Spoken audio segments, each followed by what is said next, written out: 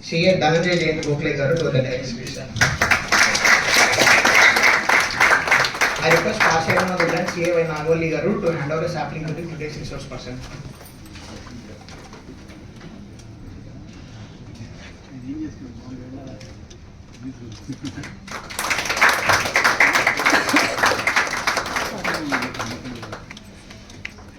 I welcome other resource person of the day, CA Ravindran garu to the dais, please, sir.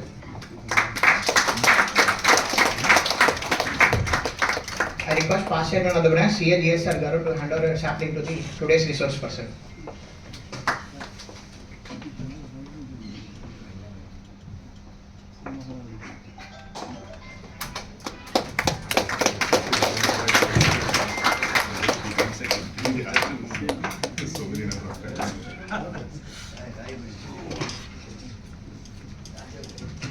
Finally, the waiting moment is finished, and I request SIRC chairman, ex officio of the branch, son of this oil, and Guntur and Nagar Pakan Vijay Kapati, son of this oil, same Upal Superao garu.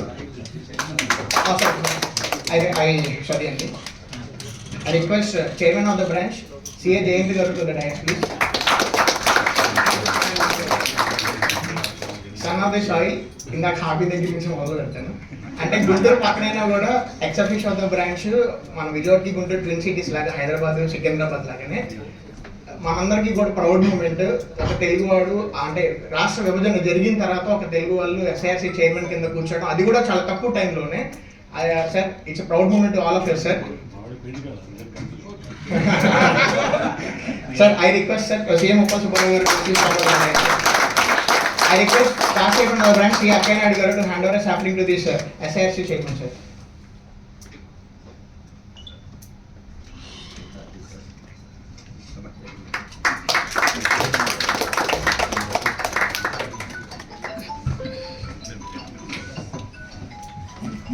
I request managing committee members and all the dignitaries on the stage to join for the lighting of the candle.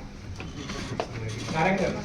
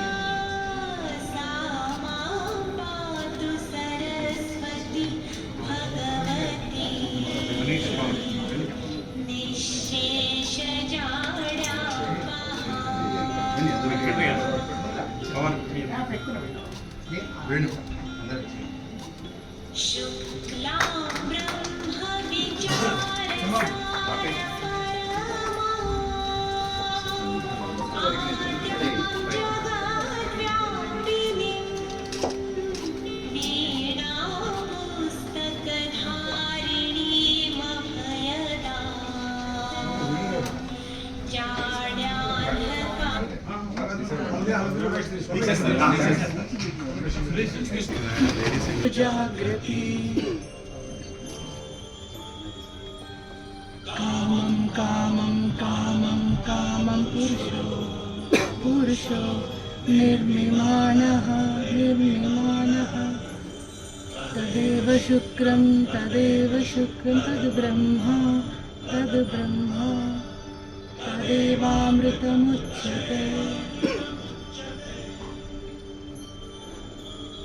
तस्मिन् लोकः श्रितः सर्वतदूना यदि कश्चन यतद्वैता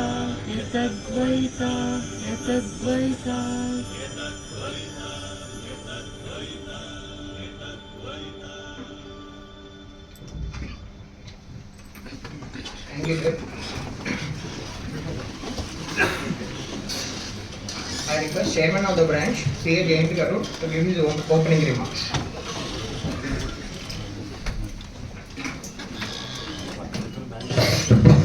Very good morning. Yeah. Respected Chief Guest of the Day, Muppal Subbarao Garu, Chairman SIRC, and also ex officio, and particularly very close to our heart, as our Secretary said, is the son of soil. And today's speaker, Jayanth Gokhale Garu, Ravindran Garu, and the galaxy of past chairmen who are sitting over here. I see number of past chairmen. Thank you for coming over here. Young members, senior members, and also few students at the back, our Sekasa team. I welcome all of you to this one-day seminar on branch audit, which is organized by Audits and Assurance Board and is hosted by our Vijayawada branch. So coming to bank audit, so we are all the members are in a stage where few members already received their new allotments, and also some other members are waiting for allotment of branches. This is the time where we have been waiting for all these mails from respective branches which have already been audited and new branches. So coming to bank audit, I will not speak much about bank audit because there are so many esteemed top class Indian range faculties over here to discuss about this all the topics in bank audit. So to just have a few words about Subbarao Garu, I asked Subbarao Garu, sir, you should please come to the as a chief guest for the inaugural of our bank branch audit. I know from last 8 days, from Women's Day, how he is traveling. He has been in Chennai and completed 2-3 branches installation in Chennai and Kerala. Again came back to Guntur. Again went to branch audit, bank branch audit in Hyderabad branch. Again he came back. Last 10 days he's been traveling. So thank you very much, sir, for coming over here on our request. We are very thank you very much, sir. And today he is having installation ceremony at Tirunelveli branch in the evening. So initially he used to catch the flight, 12:30 flight, and somehow he has managed and shifted that installation, and or else he has committed some other day for him. So thank you very much once again, sir, for honoring our Vijayawada branch members by being present over here. So coming to Gokhale, sir. He has been here in Vijayawada 1 week back. Most of us CS know who has been attended RBI seminar is hosted by RBI Vijayawada branch. He is the speaker for that branch. Sir asked me, can we have it over here? Sir, no sir, it's very long. Gap will be there from here to first week of April for bank audit. So can you please come once again for the benefit of the members? Wholeheartedly, sir asked and again travelled all the way from Bombay to over here to share his knowledge and expertise. You know he is from Bombay, and like he has been travelling for so many branches in this period. Coming to Ravindran sir, so we have been seeing his statuses and also his Facebook profile. He is a top-notch South Indian speaker, already completed 4-5 branches, recently has completed our Hyderabad branch also, and came all over here from Salem. Thank you very much, sir, once again for coming over here. Vijay sir, in his absentia, is also a author for bank audit guidance note. So this type of faculty we have been deployed today for our benefit of our fraternity in Vijayawada. Please utilize that opportunity and stay complete session so that it will be helpful for us. We also designed in a unique way as a panel discussion. We don't have these type of panel discussions in type of seminars like one-day seminars which has been organized in our branches. But we have been like incorporated that panel discussion so that I will be asking few questions to all the faculties who are speaking today, and also you have the opportunity to put on your questions in this panel discussion. Make that panel discussion very interactive. And coming to the branch updates, we have been like doing number of programs after I took charge as chairman of this branch, and we have been like announced 2 batches, artificial intelligence level 1 and level 2. We have been seeing that like artificial intelligence level 1 has been subscribed, like they have been enrolled within 30 minutes. So thanks for the response for the entire Vijayawada. So this shows the people they want to learn artificial intelligence and to upgrade their technology as such. So yeah, one more batch. I asked the committee. They said that once we complete the existing batch only, they give the session. And we are also trying to pull in one more batch in the month of August or September. I said that our members will be busy, so that has been postponed to October. So we will organize one more batch in the month of October. And also one more prestigious program. We are proudly announced that program which should have been started today because of this 130 members audience are like according to their request, we have been rescheduled this income tax code 2025 section by section series. So that should have been started today. So for the sake of this bank audit, we have shifted it to day after tomorrow. It will start from 18th. I request all of us, anyway you are habituated to see our channel, so it will be live. You need not come anywhere. You can sit comfortably in your home or office and you can enjoy those sessions. Definitely that will be helpful. And to start with the act from 1st April 2026, it will be just a kickstart for us to know all the sections, section by section as a series. So apart from all these programs, with the request, multiple requests of members, we are also organizing one more program on peer review training. So that has been again, we got approval and that is been scheduled on 28th of this month. I also request all the members who are waiting for this peer review training to utilize that opportunity and grab the knowledge. With this few remarks and thank you once again for all of the members who have been joined. I am very happy to see the house full over here. Thank you once again all the past chairmen requesting my request. You came back over here. Thank you very much. Thank you. That was a warm welcome, sir. I request Chairman of SARC, ex officio of the branch, CM Uppal Subbarao Garu to address the gathering, sir.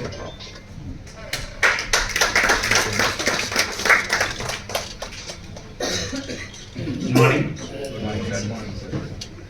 Chairman Jayanth, Secretary Veerapavan Kumar, and learned speakers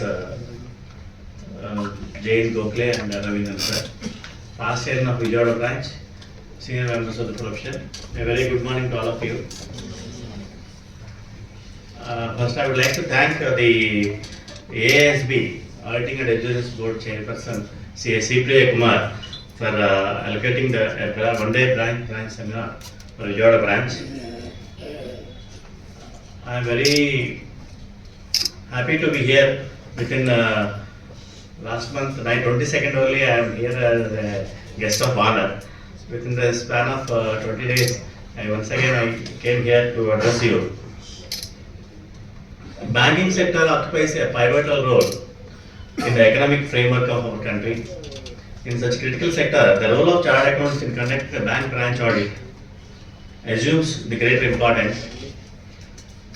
Branch audit are not merely a statutory requirement, they are also the essential mechanism for ensuring the transparency, strengthening the internal controls and safeguarding the public confidence in banking system. Over the years, the scope and expectations of branch audit have expanded significantly, but the time given by the authorities is decreasing significantly. It is a big challenge for us to perform the audit within the given short time. So, with increasing technology in banking system, we are also should equip with the AI and Excel tools. Today, the three speakers are on IRAC norms and the verification of registers and records, and panel discussion is also there. There is another session for AA. Vijayawada branch is going to organize a session on AA, especially a 3-hour session for AA in bank audit also. చెన్నైలో last week ఒక session bank audit seminar జరిగింది. ఆ సెమినార్లో ఒక speaker చెప్తూ ఉన్నారు, భారతదేశంలో అత్యంత ఫాస్ట్గా అతి తక్కువ రోజుల్లో చేస్తే ఆడిట్ ఏదైనా ఉందంటే అది బ్యాంక్ బ్రాంచ్ ఆడిట్ అని. So first of all we should encourage us because అంటే మన దగ్గర ఒక 20 సంవత్సరాల నుంచి ఒక క్లయింట్ ఉన్నా కూడా వాడు ఆడిట్ పుస్తకాలు తీసుకొస్తే వాడు 1 నెల 2 నెలలు కనీసం వాడి పని 2 నెలల పాటు చేస్తాం మనం.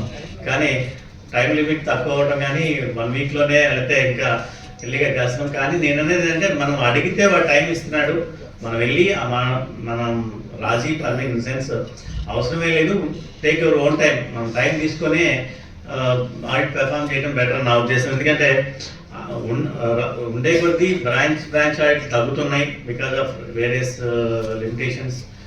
మెజర్ ఆఫ్ ద బ్యాంక్స్ కావచ్చు, నెంబర్ ఆఫ్ ఫర్మ్స్ పెరగడం కావచ్చు, ఏదైనా కానీ తగ్గుతుంది. సో ఈ టైంలో మన పెర్ఫార్మెన్స్ బాగుండాలని నేను కోరుకుంటున్నాను. సో అదే ఎంఓసీస్ గురించి కూడా చాలా మెంబర్స్ ఎంఓసి మన ఎంఓసి అనగానే ఏజీఎం వస్తాడు, తర్వాత డీజీఎం వస్తాడు, అవి జరుగుతున్నా కూడా మనం అవసరమే లేదు. వీ హ్యావ్ టు నిజంగా కనుక ఎంఓసి చేయాల్సిన ఐటమ్ పాయింట్ అనుకుంటే మనం దాని స్టిక్ అనే ఎంఓసి రాయడమే బెటర్ అనేది నా ఉద్దేశం కూడా. అలాగే చేద్దాం కూడా, మన ప్రొఫెషన్ మన డిగ్నిటీని మనం కాపాడుకున్నాం. With the support of Vijayawada branch only నేను already I blocked the venue regional conference 7th and 8th August సీకేలో డేట్ బ్లాక్ చేశాను. అలాగే నేను ప్రెసిడెంట్ గారు, వైస్ ప్రెసిడెంట్ గారు కూడా ఆల్రెడీ నేను మెయిల్ చేశాను. They confirm the dates also. President గారు వస్తారు. ఇంకా నెక్స్ట్ వీక్ మిగతా పనంతా ఒకసారి మీ అందరి సపోర్ట్ తోటి పాస్ చేసిన విజయవాడ బ్రాంచ్ అందరు కలిసి గుంటూరు విజయవాడ కలిసి కాన్ఫరెన్స్ని సపోర్ట్ చేయండి. అలాగే గుంటూరు బ్రాంచ్ ఇప్పటిదాకా జయంత్ విజయవాడ బ్రాంచ్ జరిగే యాక్టివిటీస్ గురించి చెప్పాడు. ఎంతైనా సరే మా సొంత బ్రాంచ్ కాబట్టి మా బ్రాంచ్ మీద గుంటూరు గారి ప్రేమ. గుంటూరు బ్రాంచ్ రియల్ ఎస్టేట్ మీద 6 days work certificate course organise చేస్తుంది. 20th నుంచి స్టార్ట్ అవుతుంది. 20th, 21st, 22nd అలాగే 6 days టోటల్గా సర్టిఫికేట్ కోర్స్. అది ఇట్స్ నాకు తెలిసి 12,500 ఫీజు ప్లస్ జిఎస్టీ అనుకుంటాను. Those who are interested, time ఉండి ఇంట్రెస్ట్ ఉంటే కనుక అటెండ్ అవ్వండి. మనం ఒకసారి విజయవాడ కూడా పెడతారు జయంత్ నెక్స్ట్ మంత్లో ఎప్పుడో, ఆ టైమ్స్ ఉంటే కనుక. ఈలోపు ఎవరైనా ఇంట్రెస్ట్ ఉంటే మార్చి మంత్ ఫ్రీగా ఉన్నాం అనుకుంటే యూ కెన్ జాయిన్. నాకు తెలిసి 30 members అయితే కావాలి దానికి. మాకు 25 దాకా ఏమో అయినట్టున్నారు. Please kindly if any time ఉంటే కనుక మీరు రండి. అలాగే ఇక విజయవాడ బ్రాంచ్ గురించి అవార్డులు రివార్డు గురించి చెప్తున్నానే లేదు, ఎప్పుడు మీరు చేస్తూనే ఉన్నారు. అదేదో ఆనవాయితీ లాగా. కాకపోతే ఏంటంటే law of diminishing marginal utility అని మనం ఎకనామిక్స్లో చదువుకున్నట్టు. అంటే ఒకసారి ఇప్పుడు సన్మాన్ ఫెలిసిటేషన్ జయంత్ ఉంది సార్, మీకు ఫెలిసిటేషన్ చేస్తాం సార్, మీరు తప్పకుండా రావాలి సార్ అన్నాడు. అంటే నేను గుంటూరులోనో వైజాగ్లో ఫెలిసిటేషన్ చూశాక నాకు ఫెలిసిటేషన్ మీద ఇంకా మోసపోయిందమ్మా చూస్తే. అదే ఒకసారి బాగుంటుంది, 2 సార్లు బాగుంటుంది, కానీ 10 సార్లు అంటే అది మనకు అలవాటు అయిపోయింది. అలాగే మీరు కూడా నాకు తెలిసి అవార్డు దగ్గర మీకు మొనాటిని వచ్చేసి ఉండాలి కాబట్టి అందుకని మీరు అవార్డ్స్ కోసం కాకుండా మామూలుగా, అంటే నాకు తెలిసి అవార్డ్స్ వద్దరు కాదు, అవార్డ్స్ కోసం కాకుండా బాగా పనిచేయండి. సో బ్రాంచ్కి జయంత్ ఎటు is very dynamic and active. ఇంకా మీ సెక్రటరీ గురించి చెప్పే పని లేదు, మ్యారేజ్ కూడా కాదు కాబట్టి ఖచ్చితంగా బ్రాంచ్ పనిచేస్తున్నాడు. So thank you once again, thank you for inviting me. Thank you for giving the opportunity. That was so nice of you sir. ఈ మూమెంట్లో ఒక్క సిమిలారిటీ చెప్పాలనుకుంటున్నాను సార్. 2024లో నేను సికాసా చైర్మన్ కింద ఉన్నప్పుడు మీరు ఎస్ఐఆర్సీకి సెక్రటరీ ప్లస్ బ్రాంచ్కి జయంత్ గారు కూడా బ్రాంచ్కి సెక్రటరీ కింద ఉన్నారు.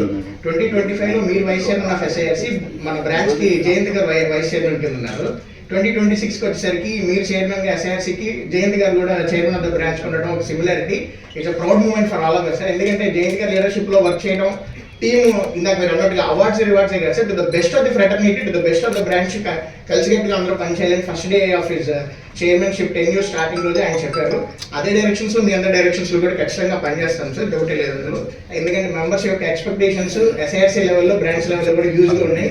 మీ మీద కూడా మాకు బాగా ఎక్స్పెక్టేషన్స్ పెరిగిపోయినాయి సార్. అలాగే ఇక్కడ నుంచి చిన్న మా వైపు నుంచి రిక్వెస్ట్ ఏంటంటే, పెద్ద సెమినార్ పెట్టినప్పుడు పార్కింగ్ చాలా ప్రాబ్లం అవుతుంది సార్. మా వైపు నుంచి మొన్న ప్రెసిడెంట్ సార్కి చెప్పాము. మా విజయవాడ బ్రాంచ్కి కూడా, మీరు గుంటూరు బ్రాంచ్ కోసం ఎట్లాగైతే చెప్తున్నారు, నేను మా విజయవాడ బ్రాంచ్ గురించి కూడా చెప్తున్నాను సార్. ఒక ల్యాండ్ అలాట్మెంట్కి ప్రపోజల్ పెడతాం sir. As SIRC chairman, ex officer of the branch, మీరు కూడా మీ సైడ్ నుంచి పుష్ చేసి విజయవాడ కూడా బ్రాంచ్ అంటే ఆ ల్యాండ్ అలాట్మెంట్ పెడితే చాలా సంతోషం sir.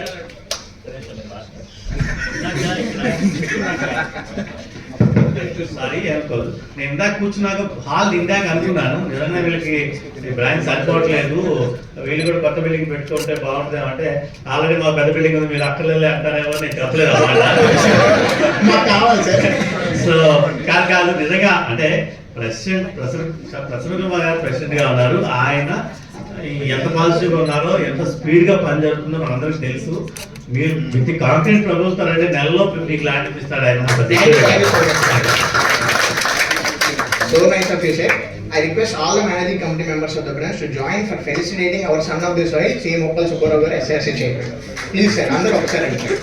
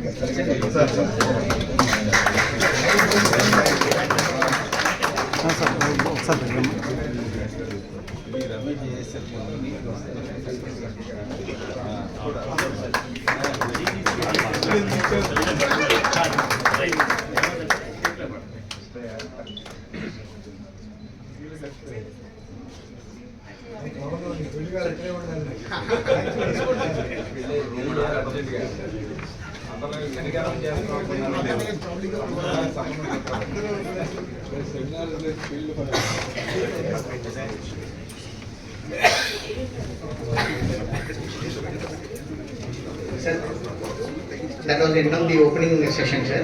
I request other dignitaries on the stage to please come down so that the session will be started, sir.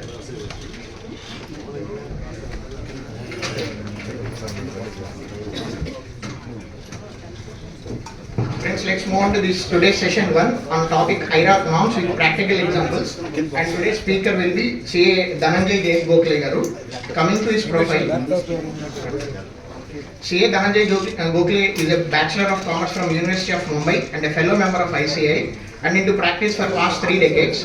He is a founder partner of firm Messrs. Dhananjay Gokhale and Co. Chartered Accountants, specialized in providing management consultancy and auditing and assurance services in corporate and BFSI sector. He is a co-opted member, special invitee at Auditing and Assurance Standard Board of ICAI for the financial year 18-19, 21-22 to 22-26, part of core study group formed for ICAI guidance note on audit of banks since 2016, member of expert panel constituted by AASB of ICAI. He has authored articles in background material for Executive Masters Program for New Age Auditors by CAQ of ICAI, ICAI Guidance Note on Audit of Banks of 2016 to 2026 editions, ICAI Manual on Concurrent Audit of Banks, authored articles in ICAI Magazine, authored articles in reference material published by WRC and Statutory Bank Audit.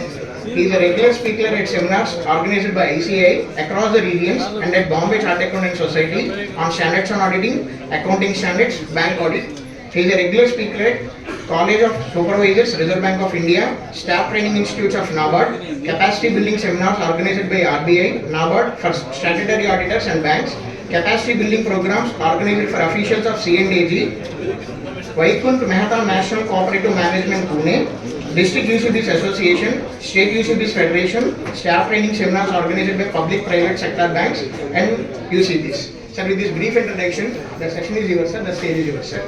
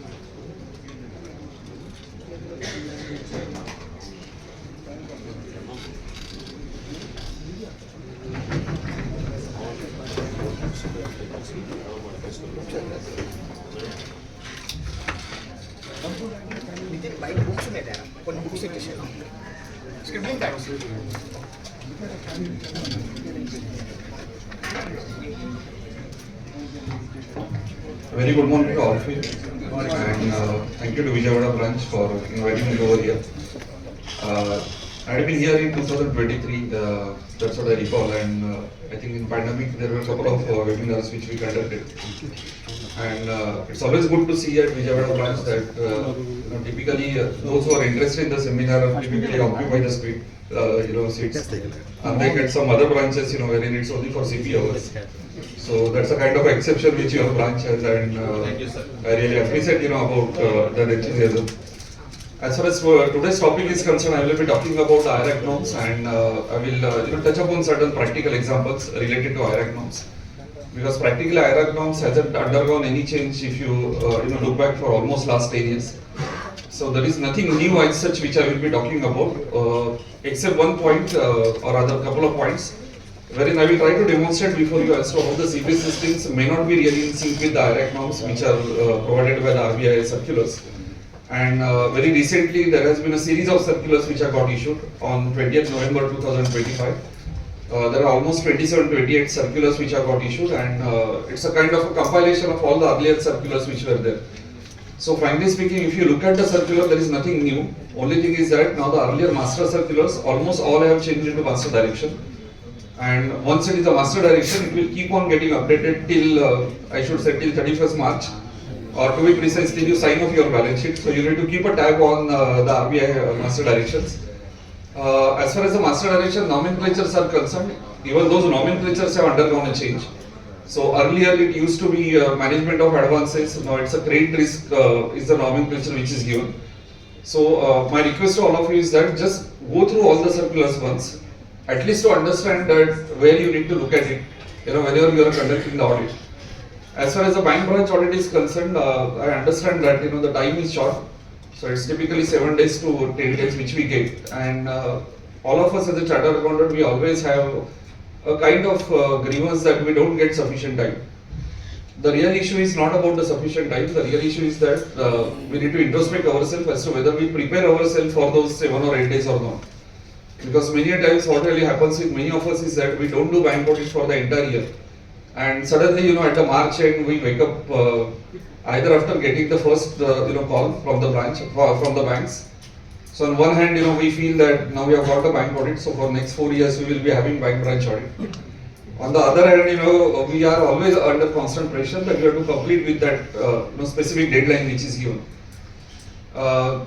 One thing, which I will just take, basic 4-5 minutes to talk a little bit about that, because that is a common concern with all of us. See, as far as we all of us as chartered accountants, if we are witnessing about the change of structure of bank audits and other things, we need to first understand one thing. Unless we perform, the bank branch audits are not going to be there for a long time. So it's a high time that we need to wake up ourselves, we need to introspect ourselves, we need to do a capacity building, and then only the work will stay with us. Otherwise, it's if we are going to do that as a ritual, which the banks are already doing it as a ritual, and if we join that that kind of approach to the bank audits are not going to be there in future. There is one major change which has occurred in Banking Regulation Act. I am not sure whether how many of you are keeping a track of changes which are happening in IRAC. One of the major change which has occurred in current financial year, that is 25-26, is as far as public sector banks are concerned, they were governed by RBI circular related to branch audit fees. All of you are aware about that. It's a slab-wise structure depending upon the advances size. That structure is no more applicable to public sector banks. The discretion is already given to the banks. So the provision which was there in IRAC, that has already got removed, without any one of us even realizing that the basic assurance which was there about the fees is no more there. When I am talking about this, I am tempted to ask one simple question to all of you, and then I will start with the session. How many of you are having BR Act in your office? Banking Regulation Act? 1, 2, 3. And how many of you are having the latest BR Act with you? Only one. Now, that speaks a lot about how we are looking at bank branch audits. The reason being, all of us are having updated Income Tax Act in our office. We keep on updating the Companies Act book also in our office, because we are doing audit under those respective acts. And the most sought after audit which we always presume that that is a bank branch audit, we don't even have BR Act in our office, that is Banking Regulation Act, under which we are doing the bank audits. So I just wanted to make an attempt to wake you up about how we are sleeping on the regulatory part, how we are not aware about the basic act which is governing the bank audit, the area. And if this is the state of affairs, and it's not only at your branch, actually it's a common thing. It's not that you are exception or nothing of that sort. Actually, most of us don't have the latest act. And let me again just try to pinch you a little bit more. How do you keep track of RBI circulars? Any one of you is using RBI application for that? Or let me ask you the other way around. How many of you are aware that RBI application is there? Year-end master circular we will see once. No, there is a RBI application actually, wherein you can simply, keep a tab on, all the RBI updations, notifications which are there. I Yes. say an orange capsule contains what are the changes in RBI 88. No, CA Institute doesn't issue any guideline. It's only bank audit guidance note which gets issued. Orange capsule they issue one Yeah. every day. There, That is there actually. It contains everything. It contains everything from empanelment to any act which undergoes a change. yeah. But that question I have stopped asking the people because many have now unsubscribed to that knowledge of So it. that I visit RBI site. Yeah. So just additional thing, all of you are using smartphone. That's what I presume, and you are using too much of WhatsApp also. That also I presume. But we are missing on the basic applications which are available. Wherein you don't have to go anywhere. You can just download the RBI. It gives you all the updated circulars and everything. That becomes a kind of a handy tool to keep yourself updated. Keep yourself updated for a simple reason that you cannot wake up only at the year end to do certain type of audits. Another very important thing is that all these circulars, which have got issued on 20th November, now the approach of RBI is that for each type of regulated entity, there will be a separate series of circulars. Unlike earlier times, where typically many circulars were issued for all the regulated entities, and maybe at times, except for RRBs, UCBs, that kind of a thing. Now that won't be there anymore. So all those 27, 28 circulars, they have been divided nicely into different types of bank. So UCBs, RCBs, RRBs, small finance bank, payment banks, scheduled commercial bank, they have a separate series. So our job is much simpler. We don't have to really think about which circular should be picked up. So whichever type of bank you are doing the audit, you need to just go to that type of or the category of circular, and always keep in mind there are final differences between all these different circulars. So scheduled commercial bank circular may not gel with RRB or RCB circular. It will not be same with UCB circulars. So you need to keep a tab on every circular. Understand the difference between that if you happen to do different type of entities audit. Cooperative banks. Yeah, UCB is also it's an entirely different thing. So let's start with some circular references.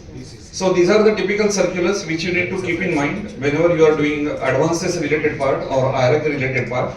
So this is just a reference point which I have given, and all these circulars are basically related to advances and IRAC norms. As you can see, actually the nomenclatures have changed. So the first one, the nomenclature is same, only thing is that it has got into a master direction. Earlier it was a master circular. Second one is resolution of stress asset. So typically, now what has changed as compared to earlier circular is that in earlier circular, the restructuring of advances was part of IRAC norms. Now the entire restructuring part has gone to this resolution of stress asset part. So the concept remains same, only thing is that now it is clearly bifurcated. One is purely IRAC, and the second one is wherever there is a restructuring process happens, then the entire portion will be there in this second circular. Third circular has remained same. It talks about natural calamity related relief which is available to agriculture advances. So that circular has remained same. No new master direction has got issued, at least till date.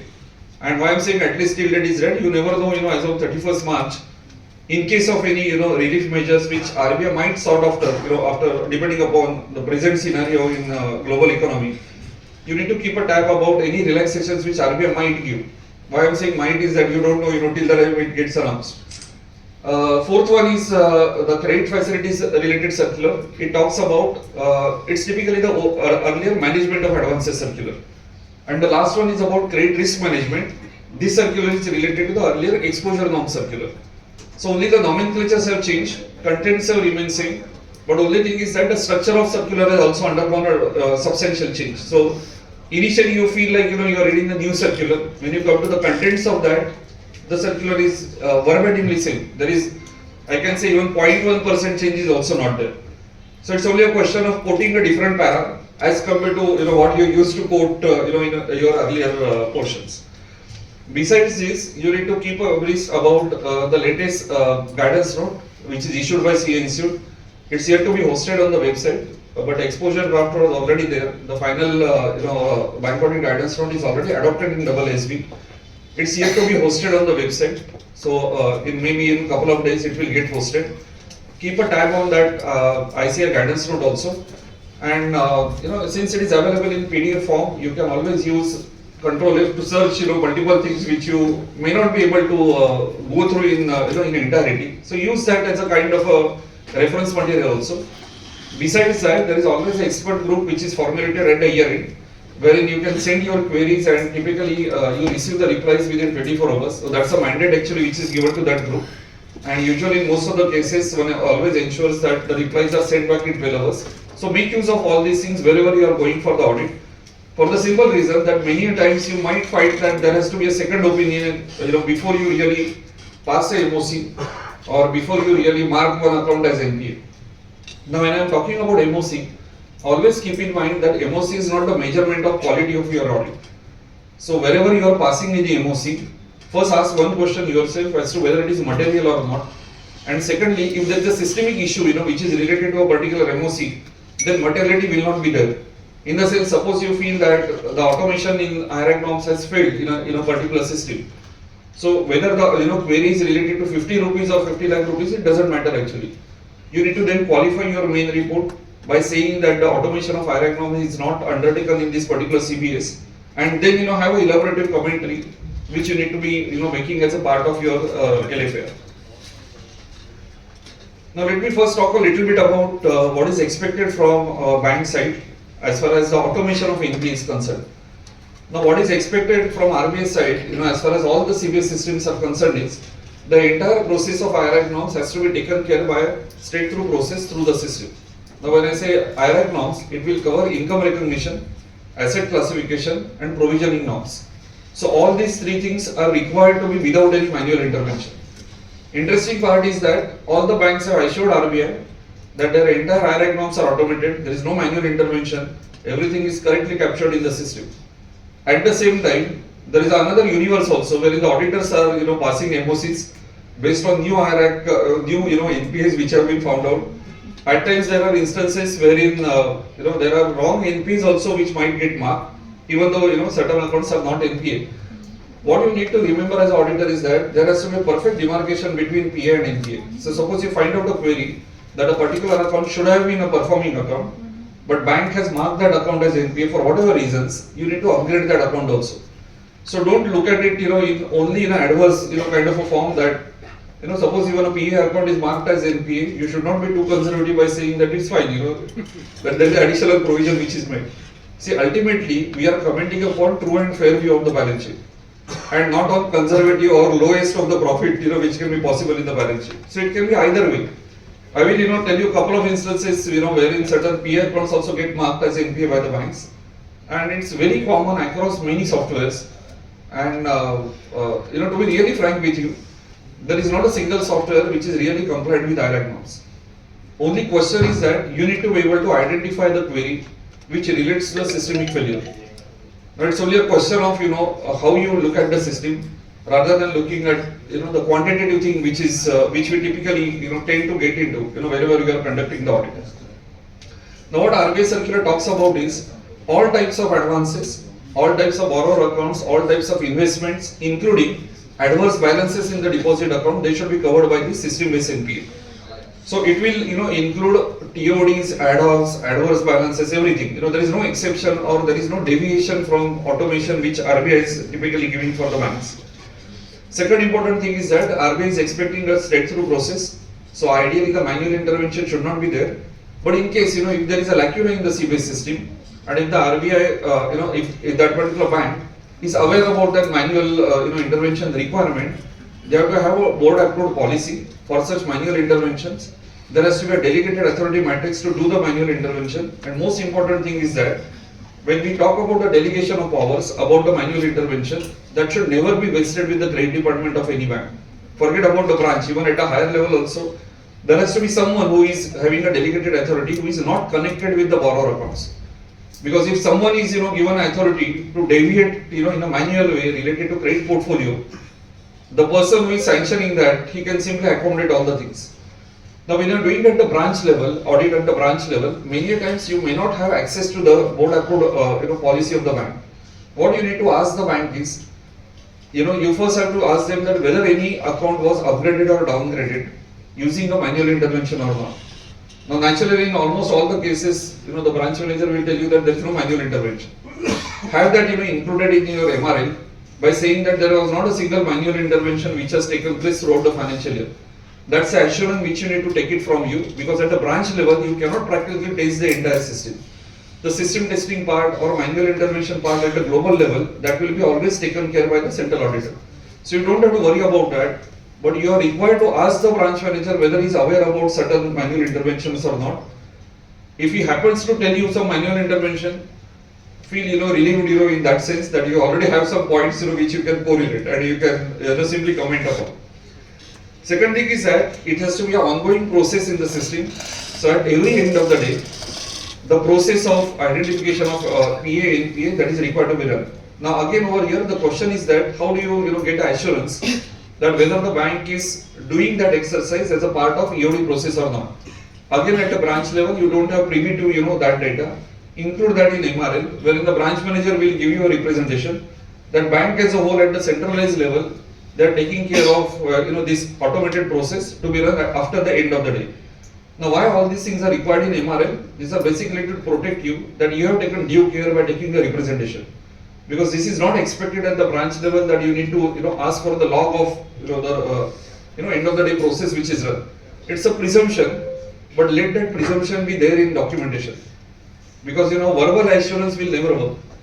If the branch manager is not ready to sign off such statement, you give a disclaimer in your report by saying that the bank is not representing you as to whether the EOD process was run along with this NP identification or not. As far as exceptions is concerned, we already talked about that how to have an exception. Now typically where the exceptions are required, let me give a couple of examples. Now let me give a simple example about say non-renewal cases. Now as far as the IRAC norms are concerned, if the account is not regularly renewed, within 90 days the account will get marked as NPA. That is the norm. Now there are multiple instances wherein bank can do a short review. So when the bank does a short review, because certain documents may not have been given by the borrower, the date of renewal gets postponed. Now if in the system, in the CPS system, if you have only one field about the date of renewal, practically you are going to postpone that date, which has to be practically a different date, because the short renewals or short reviews, they are not the real renewals. So let's take an example. Suppose as on 30th September, the account has expired, a CCOD account.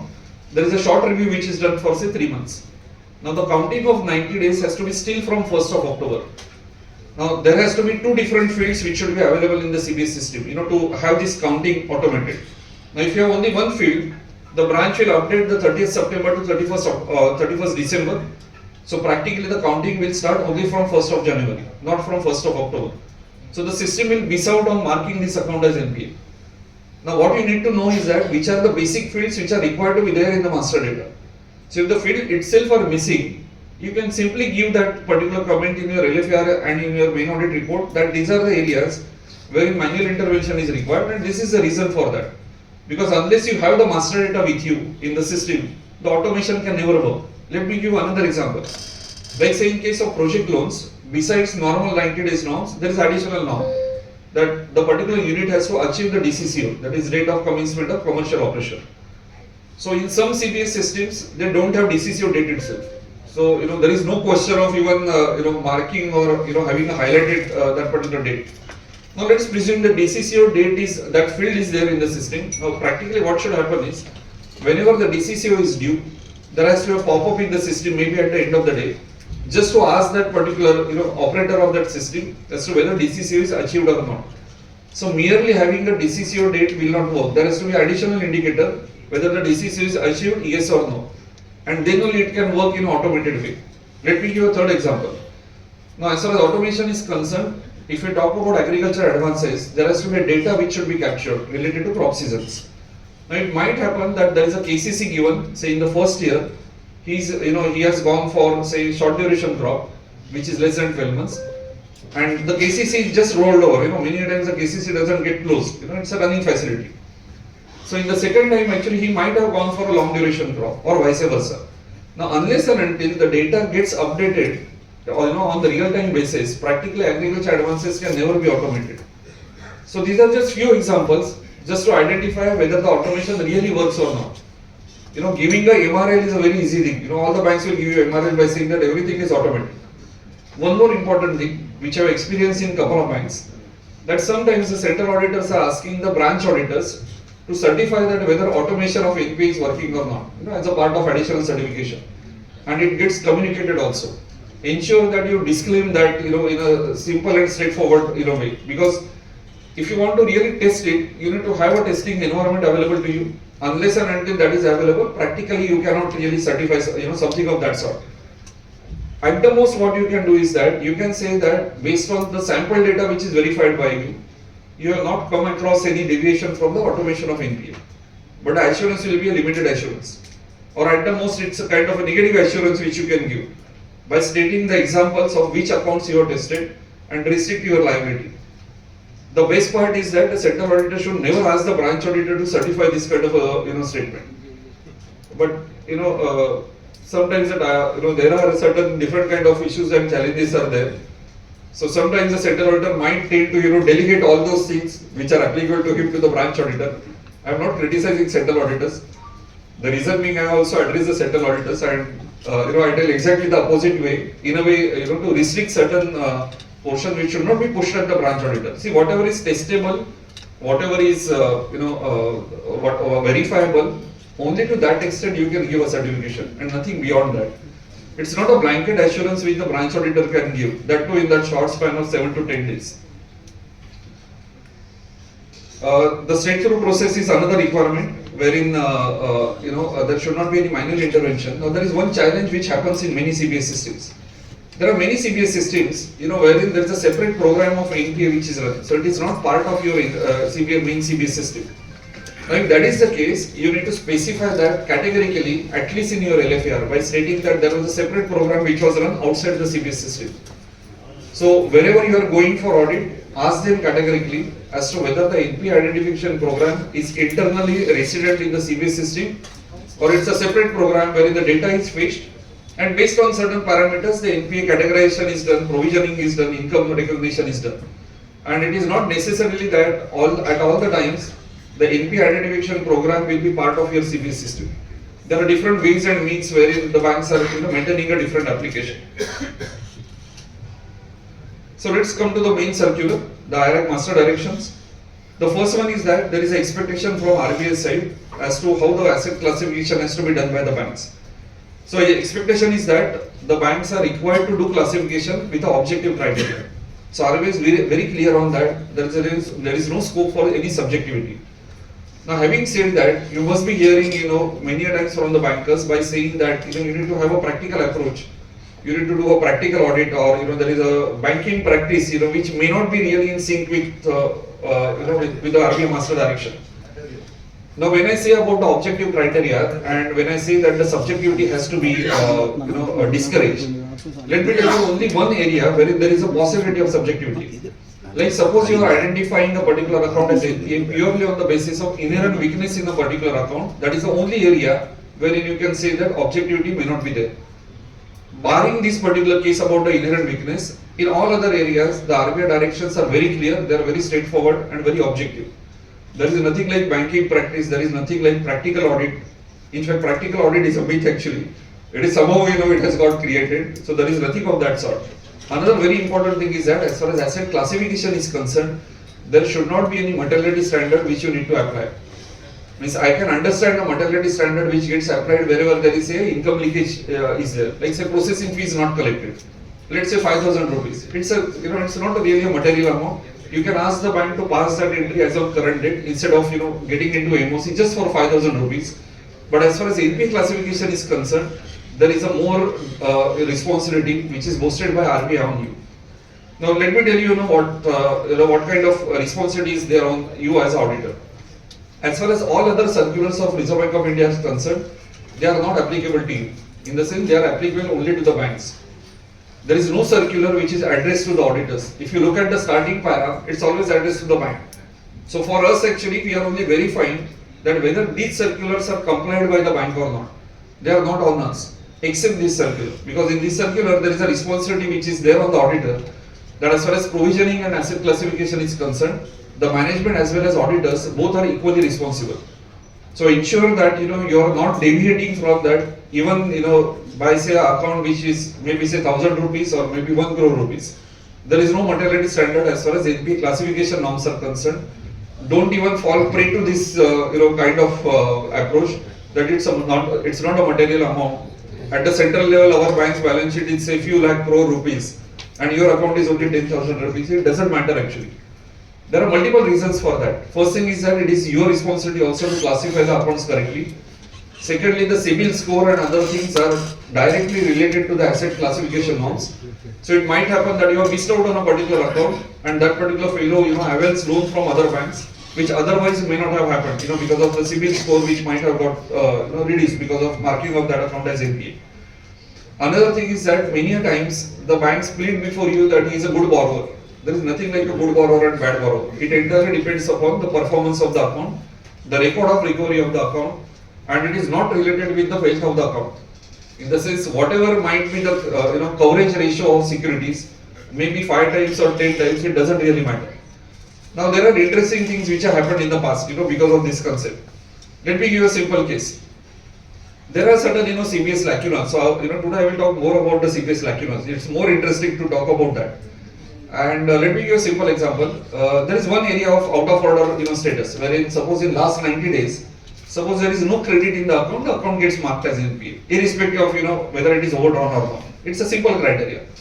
Now let me tell you how the CBS system may not be built correctly, for that purpose. So let's presume that a particular facility has been sanctioned on say 20th of March. The amount is released, maybe say 100 crores, and till 31st March there is no credit. Now there was one case actually wherein one, I think Tata or Birla Group account had got marked as NPA because of error in CBS system. When we talk about 90 days, the account should at least run for 90 days. You cannot, mark out of order status just because, there is no credit for 3 days. That becomes a kind of a mockery of, the systems or the system logic. Now these things do happen, so don't presume that the systems are working correctly. So I just give you one simple example. And of course, later on there was a hue and cry about the CBS system, because the account got marked as NPA, everything, got percolated to issuing a notice for recovery, recalling of the account, informing to CIBIL, and then, the bank has to literally plead to that particular company. It was a huge, kind of a limit. It was running into a few hundred crores. And it was operating only for 3 or 4 days, at the end of the year. But this is how, blindly the IRAC norms might get, followed by certain CBS vendor. Now, as far as provisioning is concerned, provisioning will depend upon firstly about the classification as to whether it is a standard asset or whether it is an NPA account. If it is an NPA account, then it will depend upon for how long the account has been marked as NPA. So, first 12 months it will be under substandard asset category. Then it will go to, for next 12 months, it will be DA1. Next 2 years, it will be DA2, and then it will go to D3. In this entire journey, either the bank or the statutory auditor or the RBI inspector can declare account as loss asset. In case, if any one of these three, if they are of the opinion that there is unlikely, chances of recovery from this particular account. So in that case, you don't have to wait for, so long. You can simply convert that into a loss asset category. Now let me tell you, interesting things which banks are making or banks are following. There are a couple of banks who have started a very strange practice. So let me, talk a little bit about technically written off accounts. All of you are aware about the concept of technical write-offs? Okay, let me tell you just in a nutshell. See, what it means is it's a process of cleaning of your balance sheet. So suppose you have, larger, percentage of gross advances, and if you have sufficient cushion of your BDDR, so your gross advances are say 15%, net is say 3%. So what it means is that your PCR must be very high. Otherwise your net NPA can never be at the lower side. So what the bank can do, they can write off the advances, technically write off the advances by cleaning the balance sheet. So the advances from the from the asset sides are taken and taken to the P&L debit side. Similarly, BDDR will be pulled and taken to the credit side of P&L account. And the right of recovery will be still intact. So it's only a technical write-off. It's not the actual write-off. So that your balance sheet will look very clean. Your gross NPAs will be reduced, and this is a common technique which is used across the banking sector. There is no issue about this practice, because it has some income tax benefits also when you write off an account. In the recent past, there are few public sector banks which have started writing off substandard account itself, so that no one realizes as to what extent your NPAs have increased. So just to give an example, take an example of financial year 25-26. Suppose in the quarter of June, account turns into substandard asset category. So before March itself, such accounts are written off. So what really happens is you cannot even capture the movement of NPA, because it simply gets out of your balance sheet. Now wherever you are doing the bank branch audit, if you happen to come across an account wherein there is a head office instruction received to you that a particular account is picked up for technical write-off, because typically at the branch level technical write-off may or may not happen. They might only send you the instruction that these are the accounts which are identified for technical write-off. If you happen to come across an account which is not a D3 or loss asset account, just ensure that you are mentioning that in your LFAR, wherein you can convey that to the management and to the central auditor, because this is completely wrong practice. Typically, the accounts which are supposed to be written are those accounts wherein there is no chance of recovery, and it's not cleaning of balance sheet right from the beginning. You cannot have a substandard account which can be technically written off. It is principally wrong. So just verify whether different practices are followed by your bank or not. Now, a few things actually, wherein we can distinguish between PA and NP accounts. As far as PA and NP accounts are concerned, NP accounts are those wherein there is a higher risk involved as compared to normal banking risk. Now, let me talk a bit about what is normal banking risk. Now, let's take an example. Suppose someone who is sitting next to you, either on the right or left hand side. Suppose they ask you for say for a loan of say 5,000 rupees. So usually you will say that he is a CA, so you feel that his creditworthy risk is there, so you might lend him 5,000 rupees. I presume that all of you will lend. Now subsequently there is a probability that the person may not return back that money to you, right? You cannot be 100% sure. You have a chance that maybe 99.99% the person will return back the money, but 0.01% is there back of your mind. This is the risk which you are taking whenever you are lending anything. Same way, since the banks are into the business of lending, there is a banking risk which is always involved. It's a normal risk of lending money. Now that risk is always going to stay. But if there is something which is more than normal banking risk, such accounts will turn into NP accounts. So on one hand we have 90 days criteria, which is the objective criteria. Besides that, we have these additional criteria. So let me give a couple of examples of this. What is meant by higher banking risk? I will just again repeat the example of project loan. Now suppose DCCO is not achieved, but otherwise the account is having the regular repayment schedule. In that case, even though the account is not overdue, the account will get marked as NPA. The reason being, since the commercial operations have not started off, there is a higher risk which is involved that this particular unit may not be able to generate the sufficient income for the bank.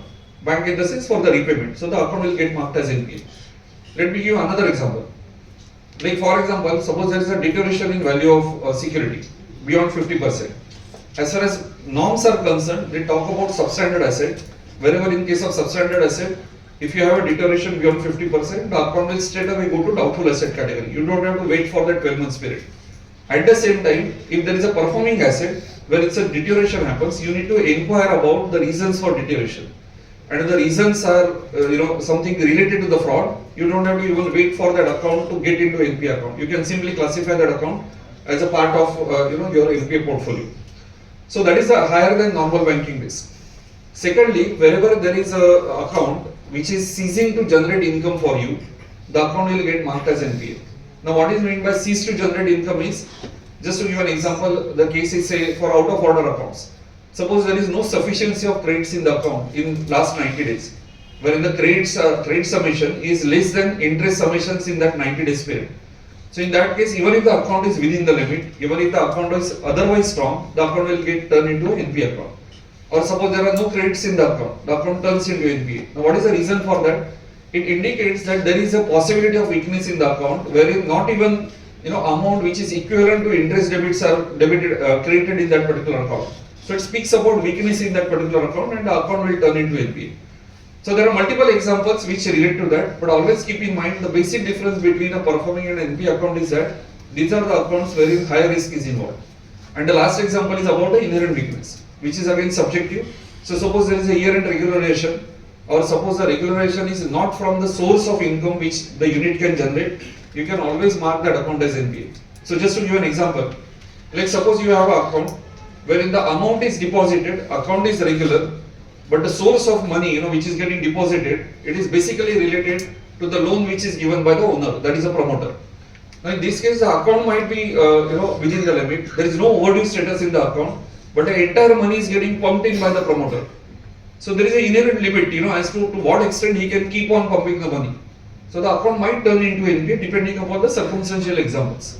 Let me give one more example, which typically the bankers will argue with you. Like let's take an example wherein 3 installments are overdue, so the account is otherwise NPA.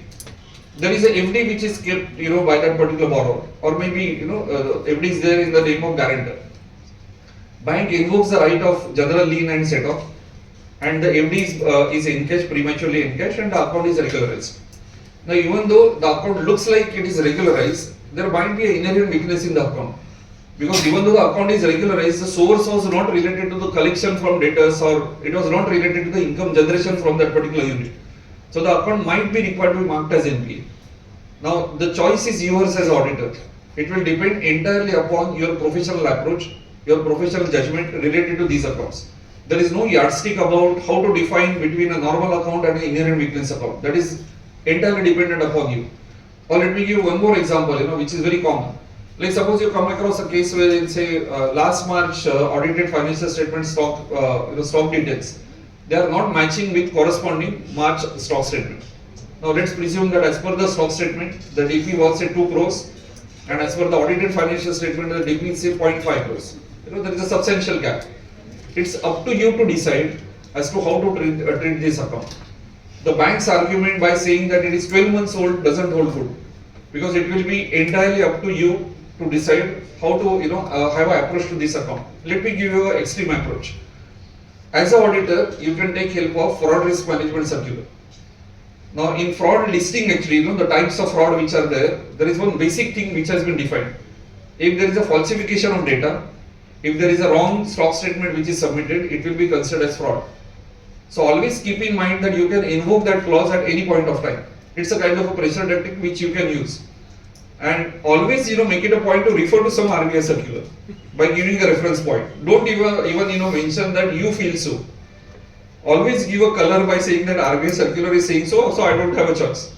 If the RBI circular says that falsification of document is not expected to be there, and if it happens, actually it's a fraud. Ask them to define that how do you distinguish between a wrong stock statement and a falsification of stock statement. They have to explain you as to why the error has occurred. And you don't have to really explain them as to why you are considering that account for NPA. So the choice is yours. And again, as I said, it depends upon how stringent you want to be. There is a differentiation between one-off case and almost all the cases wherein there is a difference. Or maybe I will say that percentage of deviation. Suppose you have a threshold of say 10% or 15%. It's fine. It's up to you. But suppose if you come across a statement wherein there is always a 50% discounting kind of a thing in audited financials. You don't have to be really liberal in that sense. Use your power and authority. And let me tell you one thing. Once you get the audit, no one is there to remove you for 4 years. And after 4 years, you are anyway not going to get into that bank. There is a cooling period. So after 8 years, who knows actually whether the person will be there or not. There is nothing like a blacklist which anyone really maintains. They don't have time and they don't take that effort. So forget about whether you will get the bank audit or not. If you are anyway going to get the audit, if the luck is on your side, you will anyway get. And if it is not on your side, you are never going to get it. There is no question of if you leave out or if you left 2 or 3 NPA accounts just to make bankers happy, it's not going to get you anywhere. Rather, there is a additional risk which you are facing. That suppose during peer review process, or suppose your case gets picked up, for some divergences which are identified by RBI, you may not be able to defend yourself, as to why you have marked that account as PA. If that is the case, better not to take a risk. Whatever is the classification which you feel, which can be documentary supported, ensure that you are marking that account as PA or NP depending upon the documentary evidences. Yeah. On private sector bank, Yeah. first year I made MOC, Yeah. they removed next year. Yeah. Third year again they have taken. No, because typically central auditors takes an objection.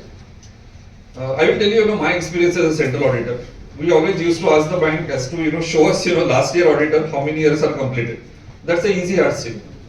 You can make it out actually. And another way which many central auditors follow is that they typically take out the instances wherein MOCs are passed, especially related to asset classification. They just confirm that the auditors are there in the bank. See, because branch audit allotment is something which is never should be intervened by any CSA, and that's a good protocol. They can ensure that none of the auditors get removed, and that is more than sufficient. Yeah, I think you are wanted. So in the example that you had given previously, where misclassification of information or falsification of stock Yeah. statements. So is it our professional judgment call to classify the performing asset or non-performing asset by giving an NOC, or do we also have to report to RBI because there is an intent of fraud by the management? It depends upon the gravity actually. Why I'm saying gravity is that, see, you have to look at a couple of points. One is how is the conduct of account? What kind of reasoning that particular borrower is giving to the bank? Because ideally the bank should go back to the borrower and ask him for the reasoning. If you feel that the account is very material, running in few crores, sometimes at maybe IFB, CFB branches, you might come across an account wherein the DP is always, almost extinguishing, because of this audited balance sheet.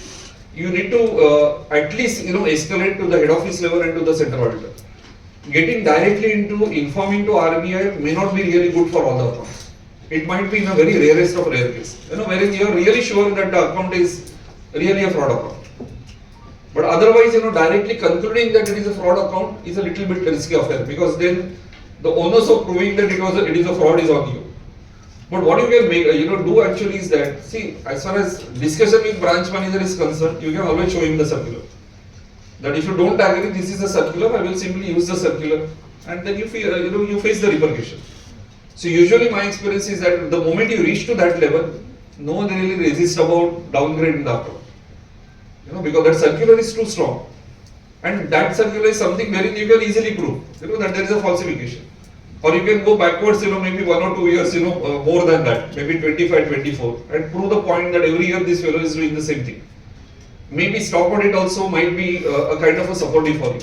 The real challenge is that sometimes the stock auditor gives a positive comment, and you as a branch auditor has to give a negative comment.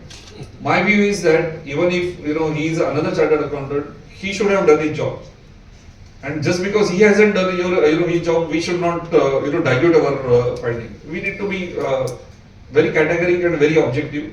So in case of any real frauds, which you feel, then you can escalate. Otherwise, the easy way is to escalate to the central auditor. That is a better way.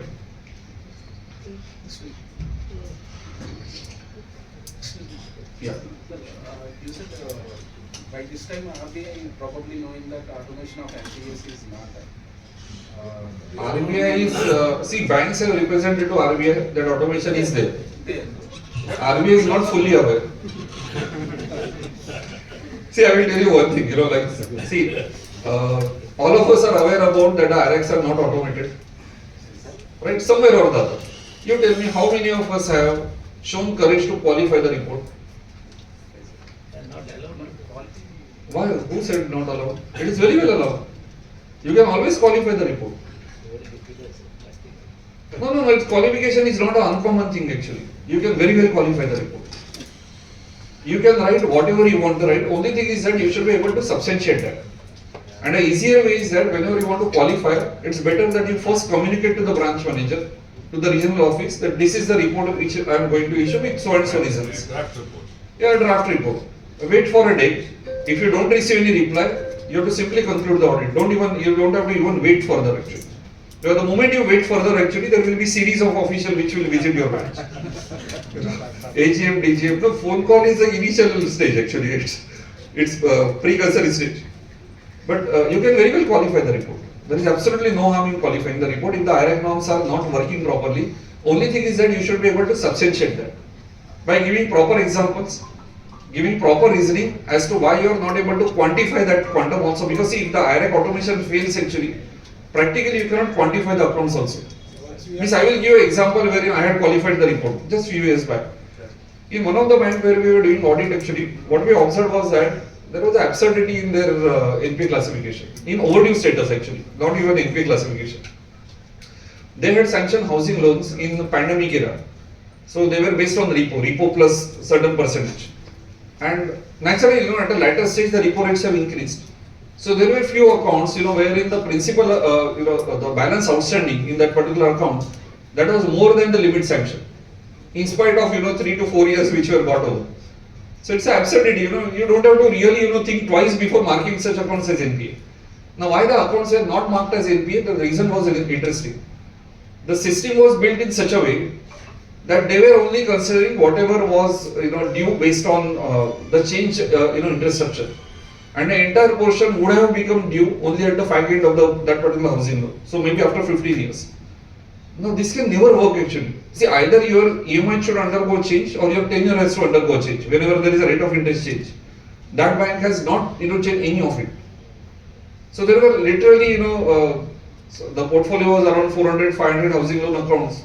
So almost 50 to 100 were marked as NPA just like that, because principal, the outstanding amount was more than limit.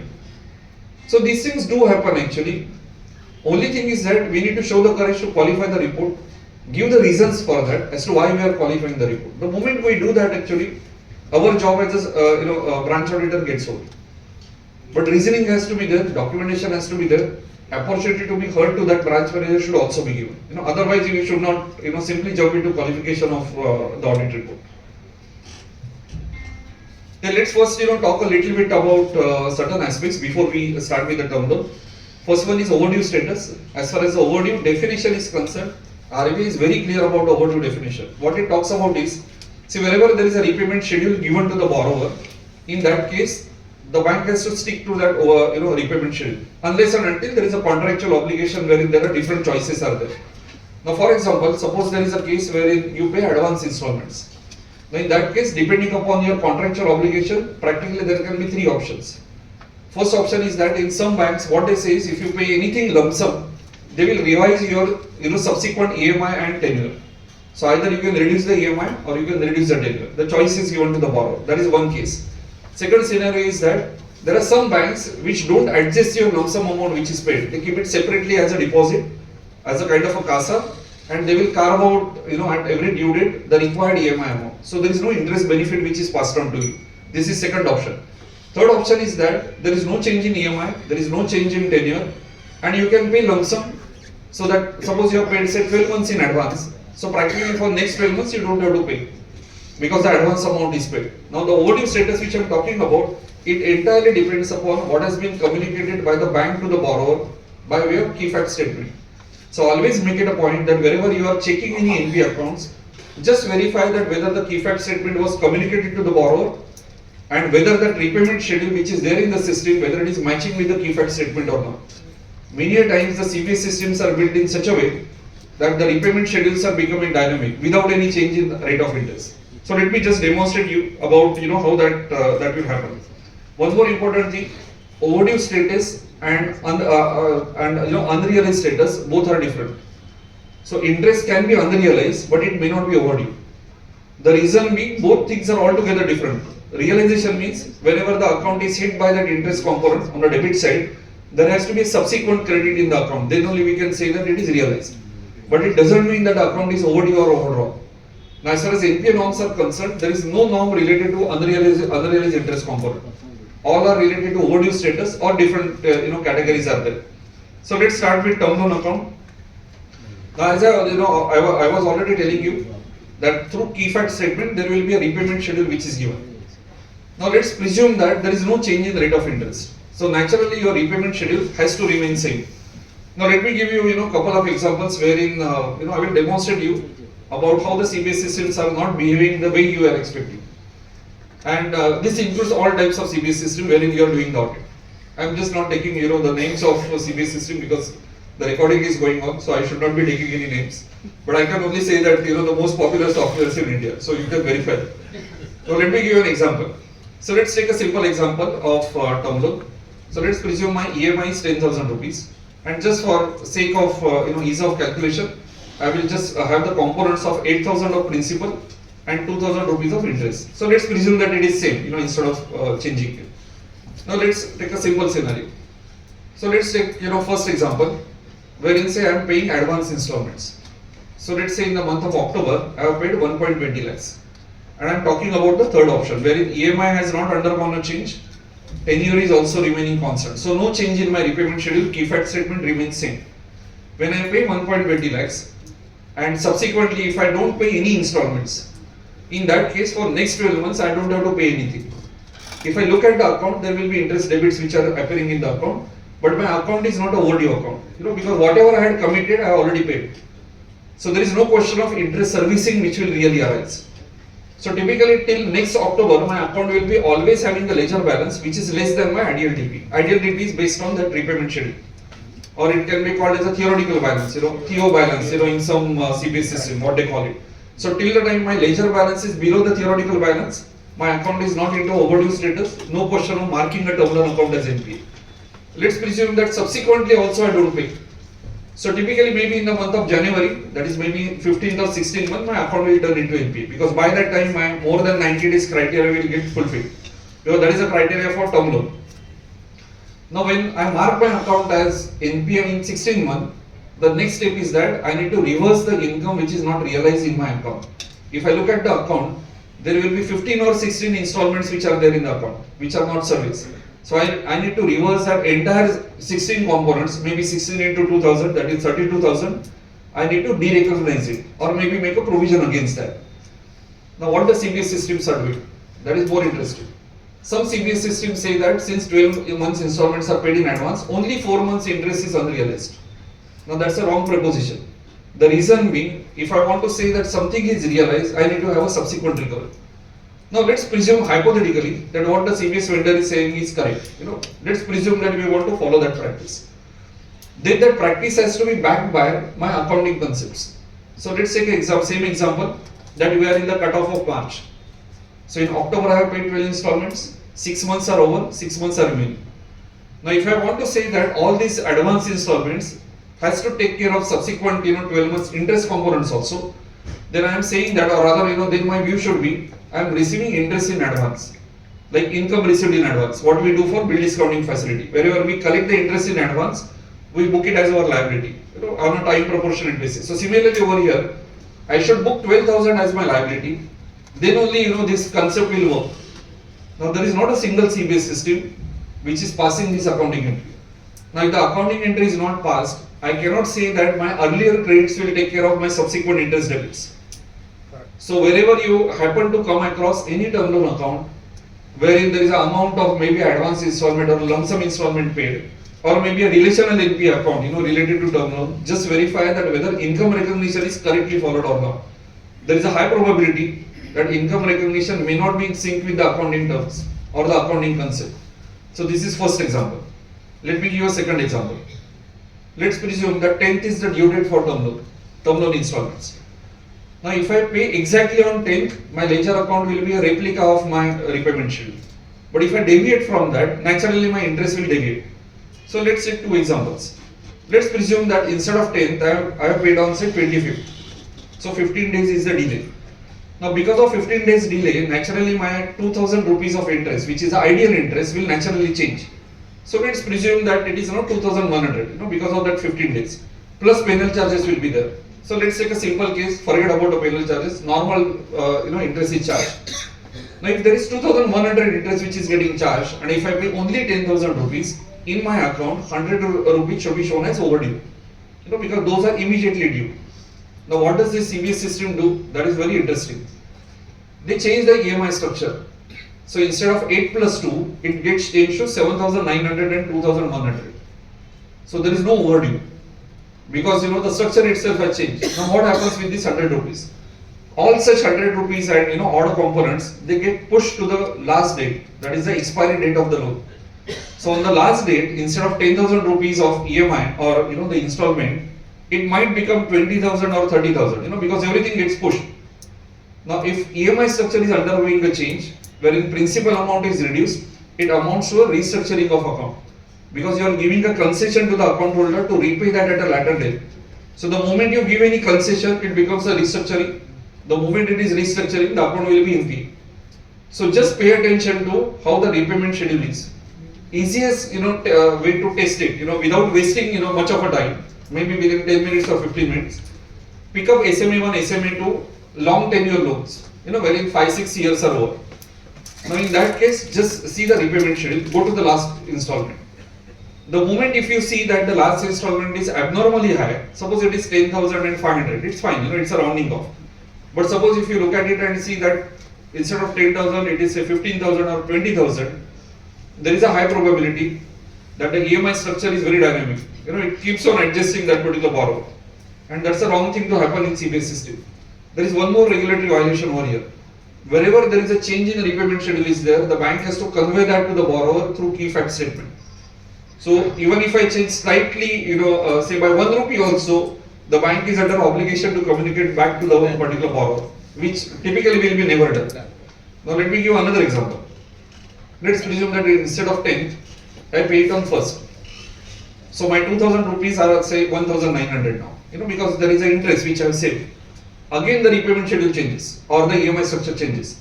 So instead of 8 plus 2, now it becomes 8100 and 1900. Now if there is an early recovery, my tenure will get reduced. At the end my tenure will be, instead of say 15 years, it might become 14 and a half years. Even that is wrong. Because I cannot change my repayment schedule unless and until there is a request from the borrower for restructuring or there is a change in rate of interest, not otherwise. So just test the system as to whether the EMI structure is dynamic or whether it is a static one. Another way to identify that. In some banks they will tell you that you cannot get the repayment schedule from start to end. They will tell you that you will get only prospective repayment schedule. Now that itself is a limitation in the CBS system because you cannot compare the key fact statement and the EMI structure which is available. So just verify that whether the CBS system is really capable to handle this repayment schedule somehow. Let me give one more example. Now let's take the same example that as on 31st March, 35,000 is overdue by normal calculation. So all of you will presume that since it is 10,000 rupees of EMI, your 3.5 installments are overdue. So 4 installments are overdue. So presuming 10th is the due date, you will go backwards. So 10 December is the 4th installment. So from 10 December, 91st day will be the date of NPA. Now let's presume that in this particular scenario, there is an amount of 8,000 rupees of insurance which has got debited in the account on say 10th of March or say 15th of March. Now in that case, system should be capable enough to handle these instances. Now let's take 8,000 rupees debited to account on 15th of March. So out of 35, 8,000 is due only on 15 March. And balance remains is only 27,000. Now 27,000 means 3 installments. So 10th March, 10th February and 10th January. So the account should be in SME2 category and not under that substandard asset category. So verify that how the demand satisfaction concept is. Demand satisfaction should be always on FIFO basis.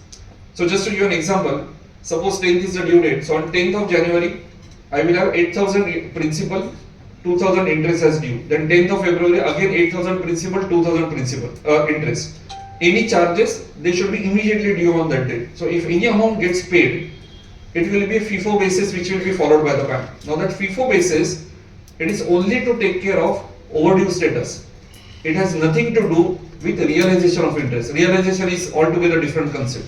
I will show you a couple of examples over here subsequent to this slide, just to demonstrate before you as to how overdue and interest realization will change. Sir, are there any static EMI structures followed by banks right now? Which structures? You said dynamic EMI structure Yeah. and static EMI. Really banks are following static EMI structure? They are supposed to follow static. Supposed to, but Suppose. So that's why I said that you have to find out that the EMI structure is changing. If the EMI structure is changing, practically NPA can never work. Like the example which I give you, in that case, the EMI amount actually was less than interest which is getting debited in the account. Now in that case, the entire loan will never get repaid. And it was because of this dynamic structure. But that is something which should not happen. Banks are well aware about all these lacunae. It's only question that when you identify as an auditor. So, why I'm giving you this example is that, see, we blindly rely on the CBS system, we presume that automation is working. We need to know where the lacunas are. And again, it will depend upon the gravity, in how many instances it is happening. Did the system audit the branch? System audit, which I shouldn't be saying that, but see, there are 2 ways the system audit is done. One is the IS audit, which we typically call it. It is related to security. So it's related to cyber security or data security. Second one is functional testing, and rather as far as automation is concerned, RBI has already mandated that there has to be an external party confirmation. External auditor is required to be appointed by the bank to see that whether the IRAC automation is working or not. Banks claim that they are appointing external auditors. Match fixing auditors. Not really actually. See, I will tell you the issue actually, where the issue really lies.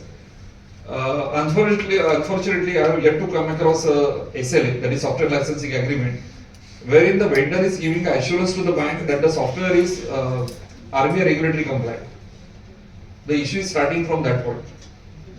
Software vendor himself is not ready to give this kind of a certification, but we as auditor, we are giving the certificate without developing the software. That the IRAC automation is working, we are certifying that there is no manual intervention. So that's where the issue is. And the biggest challenge is that accounting wise, many a times the banks as well as software vendor may not be, that conversant. Like a difference between overdue and realization. Many a times it's a really a painful kind of exercise to explain them as to how it differentiates from each other. Because overdue is basically the demand structure. It's a waterfall kind of a thing. FIFO basis you have to go on adjusting the demands. And realization is altogether different. So it might happen that there is an account which is having a zero overdue but having an unrealized interest. Or it can be a case where unrealized is zero but overdue amount is there. Because it entirely depends upon how the credits are. So that becomes a little tricky thing. For CAs it's not a difficult thing to understand actually. So suppose the same presentation if I have to give to before the bankers, it takes a longer time. Because the realization and overdue differentiating factors, it's difficult to understand unless and until you have clear concepts about debit and credit. Which it is not to demean any banker per se, but they are into they have credit expertise. Unlike all of us. Like suppose we sit under credit rates, we will not be even able to sanction a single loan by looking at various things. It's a question of the professionalness in accounting. BTech MCS are doing banking, so we are not insulting them. It's no question of insulting anyone. See, regulators are having their own take. Banks, they have to run the business. So nothing to demean anyone. But then, since we have to certify the balance sheet, we can't deviate from the accounting norms. Okay. One more thing is that as far as certain exception to this rule is concerned, wherever there is a moratorium period is there for interest and principal repayment, we need to factor in that there can be a deviation in the account being accrued but not due.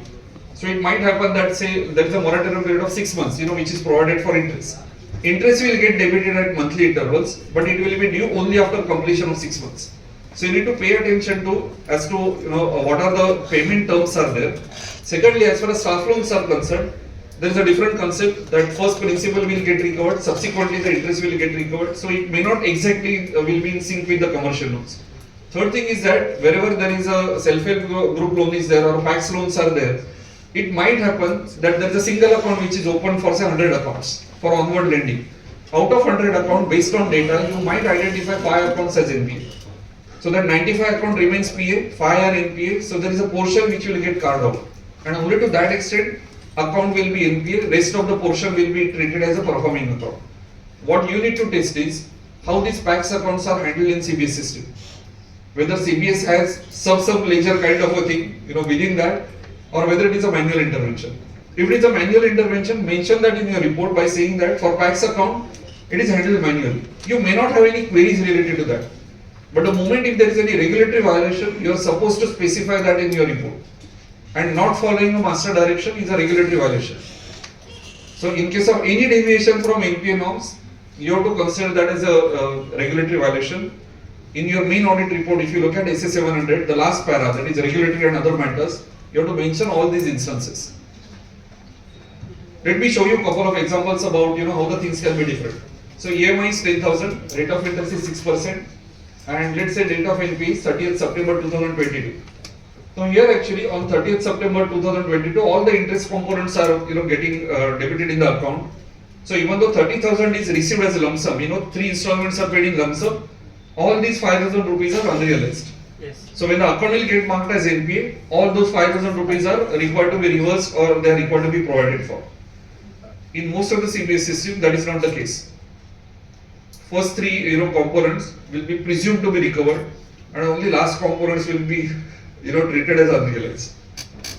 Let me give another example. Again, EMI and everything is same. Date of NPA is 30th September. Now here actually, since 10,000 rupees are received, so both 5,000 are presumed to be realized because subsequent credits are there.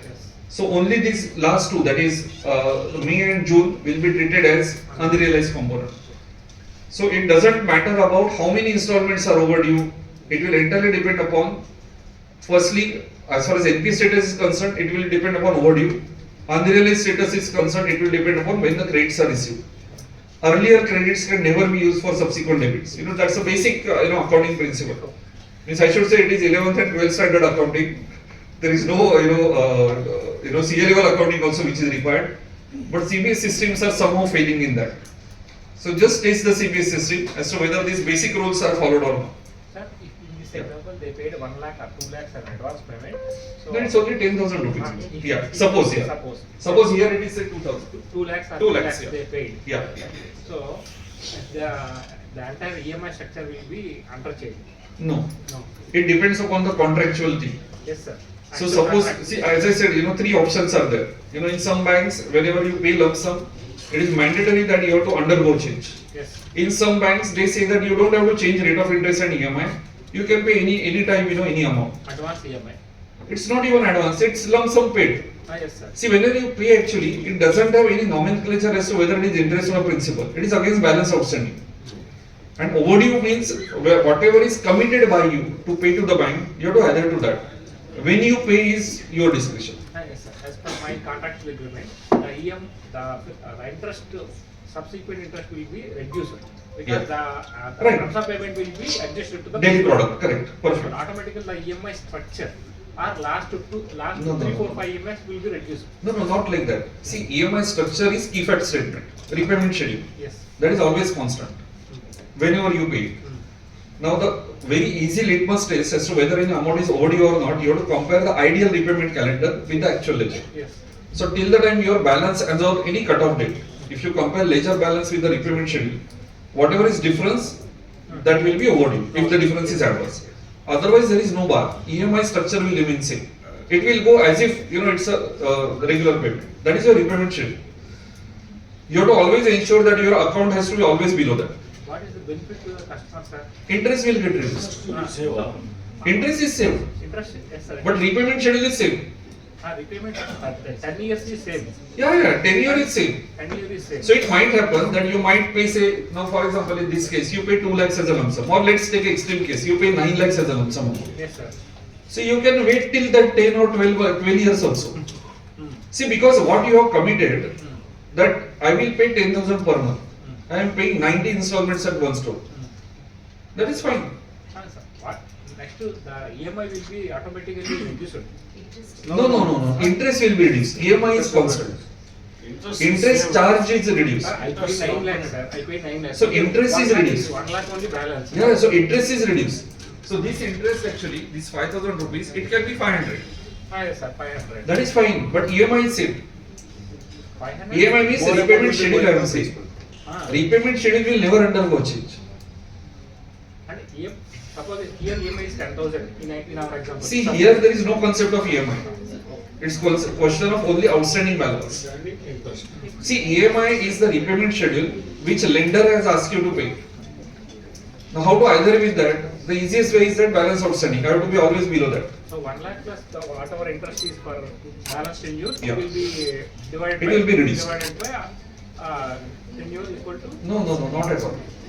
See, your repayment schedule is same. Your actual ledger might be altogether different. Sir, Yeah. said it is a contractual thing to select out of these 3 options. So where it is mentioned? Will it Loan be- agreement. Loan agreement. Agreement. It has to be there in agreement. It has to be there in key fact statement also. But when I try to make advance payment, they are asking me at that time which one you want to reduce it. So it must be part of your agreement actually. They could have asked. Yeah.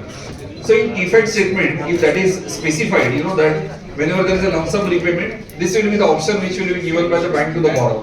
Then only it will know. If key fact statement is silent, this is what it will amount to. There is no change in rate of, there is no change in tenure, no change in EMI. So then in that case, if we selected that change of either interest. Then again, new structure will be. New structure will be. Prospectively. Prospective will be used. Yeah. Again, bank will issue your key fact statement.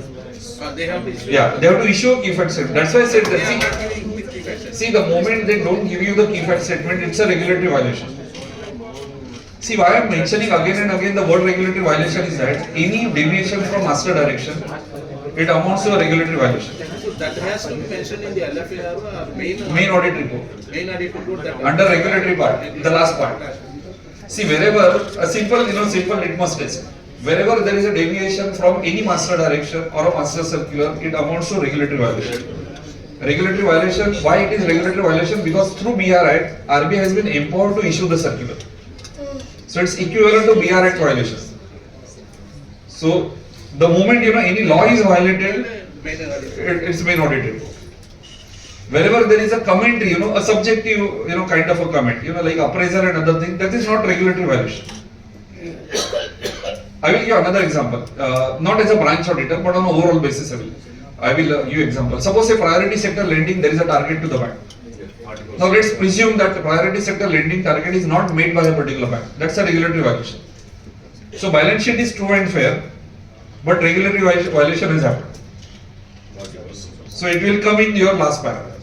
It need not affect your profitability. Profitability and presentation of balance sheet can be perfect, but regulatory wise you might have violated. So that has to be there. priority sector and in all banks it is there, sir. So main auditor has to qualify, not at branch level, because branch level you may not, you are not even aware about that. It is global level. So suppose you are doing the central audit of say a UCB, as a main auditor you have to do that. So that's the reason why I'm again and again repeating the word as a regulatory violation, because many times we presume that a circular violation is fairly taken care when we mention in LFAR. That is not sufficient. It's a law violation, a BR Act violation. It has to be there as a part of your main audit. Like I will give an example. Suppose there is a short provision which a bank has made. In case of a NPA, it's a regulatory violation. Because BR Act specifies that through master direction so and so minimum provision has to be made. If that is not made, it will become a qualificatory statement. So that is the logic behind qualifying all these things. Incorrect classification of NPA. It is a regulatory violation because RBI has prescribed that it has to be system based. So the moment it is not system based, not captured in board level approved policy, it becomes a regulatory violation. So if we mention that regulatory violation in the main audit report, then it automatically qualifying the report. Then central auditor has to ask you. Ideally, he should ask you. Sir, what happens if the EMI will be restructured by the bank? It automatically Yeah, immediately it has to be brought down to lower category. So substandard will become substandard, and then there will be a satisfactory performance criteria to upgrade it. The normal restructuring process. Any concessions which are given, that will amount to restructuring. So suppose you pay lump sum 2 lakhs and revise the structure, it's a prepayment, so it is not restructuring. Yes, the prepayment, actual payment. Prepayment, it is not a restructuring. Wherever there is a concession given, delay in repayment, concession in rate of interest on a standalone basis, that amounts to restructuring, not otherwise. Sir, about the regulatory violation. Yeah. Listed entities banks also. Yeah. Non-compliance of laws and regulations. ICA publications are Non-compliance of? laws and regulations. No law. Yeah, it is applicable. No clause is applicable to everyone now. Listed companies. So, everyone means all listed. So we as a chartered accountant, we should be aware about all the laws. We cannot say that some law is not known to us. Okay, the next one is about CCOD. So CCOD accounts will be marked as NPA wherever they are out of order. Out of order, there are 3 conditions are there. First one is, if they are continuously overdrawn for 90 days, on 98th day the account will get marked as NPA. The difference between term loan and CCOD is that for term loan it has to be more than 90 days. So 91st day is the day when the account will get marked as NPA. CCOD is the 90th day. Now this 90 days is a moving block. So suppose today I want to verify the accounts as PA or NPA. Today will be the 90th day at the end of the day, and I have to go backwards. Now when I do that, actually, first condition about out of order is that if it is continuously overdrawn beyond the drawing power limit, whichever is lower, the account will turn into NPA. Second one is no credits in the account for 90 days. Third one is that the credit submission in 90 days, if it is less than interest debited, the account will turn into NPA.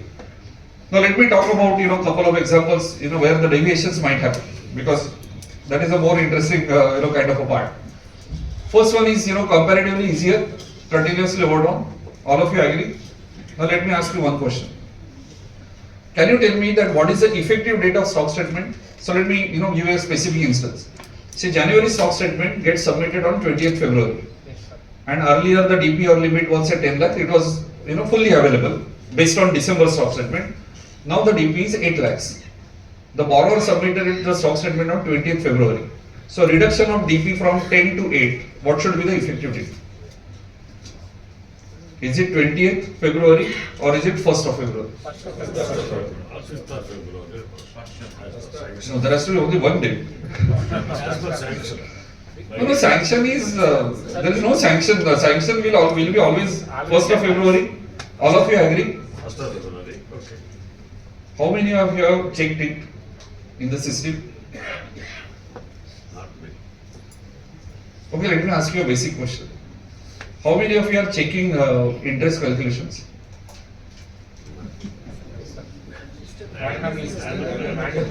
No, the system is that cannot be the answer.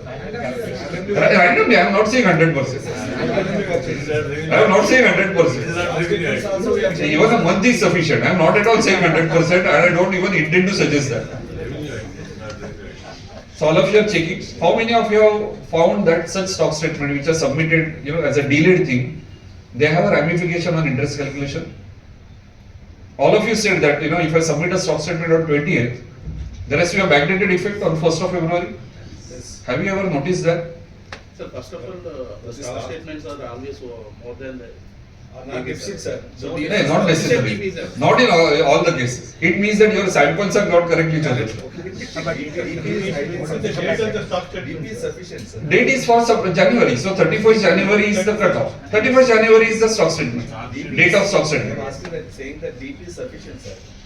No, I am saying DP is not sufficient. I am giving an example that wherein DP Stock is. statement is not available. That is a very rare case actually. Just go back and verify. I will tell you where the CBS limitation is. Nowadays CBS typically they keep on calculating daily interest and they accumulate it in a field. So because of this logic they find it difficult to go back and calculate the interest component. So there might be a revenue leakage case. That is first thing. Second thing is that take an extreme case that from 1st of January my outstanding balance is say 11 lakhs. 10 lakhs is the DP and 10 lakhs is the limit for January. February it has been brought down to 9 lakhs. Again, after February, it is again to say 12 lakhs. Now, if I don't apply it backdated from 1st of February, the account will turn into PA, which ideally should have been in PA because from 1st of February, if I apply 8 lakhs, my account is continuously overdrawn. So that's where the issue is. So verify that whether the CBS is capable to handle these instances. And these are not uncommon instances. Now, let me give one more example. In some banks, they don't reduce trade creditors. It's a very common, debatable area. Ideally, the banks are required to reduce the trade creditors for a simple reason. It is always against paid stock and always based on balance, available in book dates. Now, some banks are referring to an old, circular of RBI. I think 96 or 93 dated. Now, let me tell you what that circular is and how that circular reference is wrong. That circular talks about instances wherein they specify that if the creditors are above CMA level, creditors, then that component, which is more than CMA level, only to that extent it should get reduced. Now, if one reads the circular blindly, one can reach to such conclusions, to ignore the trade creditors if they are below CMA level. There is an underlying principle that whenever the creditors are less than CMA level creditors, I need to have equivalent amount of book dates and stock which are more than CMA level. See, otherwise there might be a scenario that everything is below CMA level, but creditors are more than stock and book dates. And the bank cannot say that there is a DP which is available. So wherever such absurd, logics are, built in, ask the branch manager to give that to you in writing. By citing a simple example, ask him to give you in writing that as per the bank policy, if stock plus book dates are say 5 lakhs and 6 lakhs are creditors which are below CMA level, the bank will award a DP based on that 5 lakhs, ignoring 6 lakhs. No one will give you that in writing. The moment you ask such questions, there is a way which is available to you to calculate a DP based on normal accounting principle that there has to be a working capital gap. Unless and until working capital gap is there, you cannot say that there is a DP. One more thing is there, since you are talking about stock statement. if the stock statement is is not submitted by the borrower, there is a relaxation given by RBI. What it talks about is, if the stock statement is not submitted by the borrower, you can use the DP for next 3 months. Am I right? So September stock statement, I can use it for October, November, December. So typically these accounts should get marked as NP in March, because from January to March that 90 days will get over. But there is one word which is used in RBI circular, that is facilities available only for large borrower accounts, not otherwise. Now what is large borrower? It is not defined in the circular. Now the easiest way, to argue about what is not large borrower, you ask the bank that according to you, what is the size of advance which is material for you. So typically whenever you find out an account of say 1 crore, they keep on saying that 1 crore is not material at a global level. Apply the logic reciprocal. Now typically suppose you talk about 1 crore as a threshold. According to you it should be at least 5 crores or 10 crores. Up to that level this concession is not available. So if the September stock statement is the last one, I can use it only for October. From November onwards I will not have any DP. The account will turn into NPA as on January end. That is whichever is the 98 days there. So the concession is not available across all the borrowers. There is a reason which is required for that, and that too, the reason is also cited. That for large borrower account, it takes some time to compile the data. So that's where the concession is. Now if suppose there is a large borrower, but it's only having one single factory unit, and they are claiming that everything is automated, then it becomes a contrary thing, by saying that you take 3 months to compile the data in a single unit. So these yardsticks are concessions on a case-to-case basis and not a kind of a golden rule. PSUs are habituated defaulters. PSUs of the sector. Let them be. See, we don't have to really bother. We don't own any PSU. We don't own the bank also. Lending to a PSU. Yeah. No, let them lend to anyone actually. That's why I said that nature of borrower is immaterial. It entirely depends upon record of recovery, conduct of account, nothing beyond that. Name can be anyone. Whether he is a Reliance Group company, Tata Group company, or some CA who is running a particular company, it doesn't really matter. Only central government or state government? Yeah, as far as guarantees are concerned, if you are having a central government guarantee, then these accounts will not be marked as NPA. Again with a condition that the accounts will be PA, but interest will be recognized on a cash basis. So again a deviation from income recognition law, so you might end up in a case where in public sector unit is there, 2 accounts are central government guaranteed account, 3 are not. So suppose these 3 accounts are NPA, 2 will be PA, but income recognition will be on a realization basis. So there are deviations, and now again over here, just to talk about automation, the system should have capability to have a field wherein central government guarantee date, and flag, up to which date that guarantee is there, that has to be there. The moment guarantee expires, the account will fall into normal category, unless and until it is renewed. Now what you should do is that whenever there is a central government guaranteed account is there, verify whether the master data contains that date or not. If the date is not there, classification might be correct, because that instance might not have been invoked, but then automation will fail. If the automation is failing, you have to specify in the report. By saying that this lacuna is there in the system, automation will not work. In some cases, sir, Yeah. so assessment year 25-26 income tax returns closing stock will differ with the Yeah. stock statement.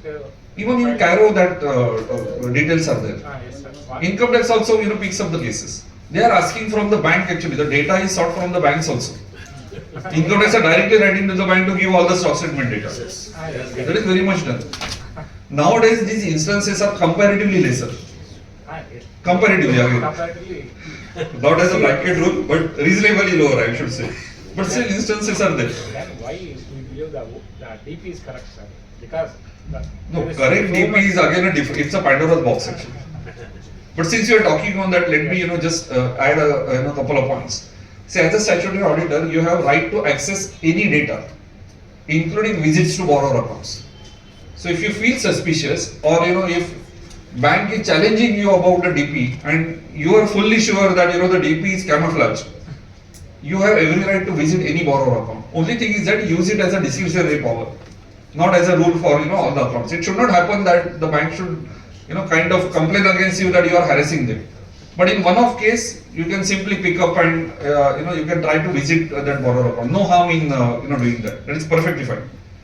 but again on a case-to-case basis, not as a gold loan. Sir, in such a case, if the recent audit balance sheet in March 31st statement, Yeah. can we take any precautions?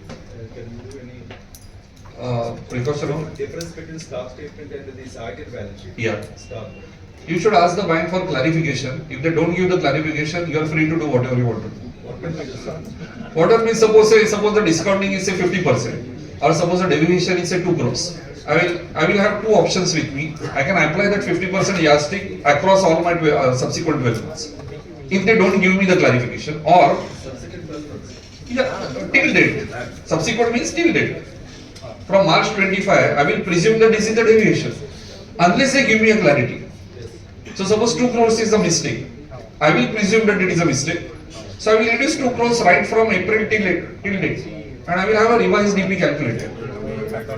See, I will give an opportunity to them to represent before me as to what is the reason.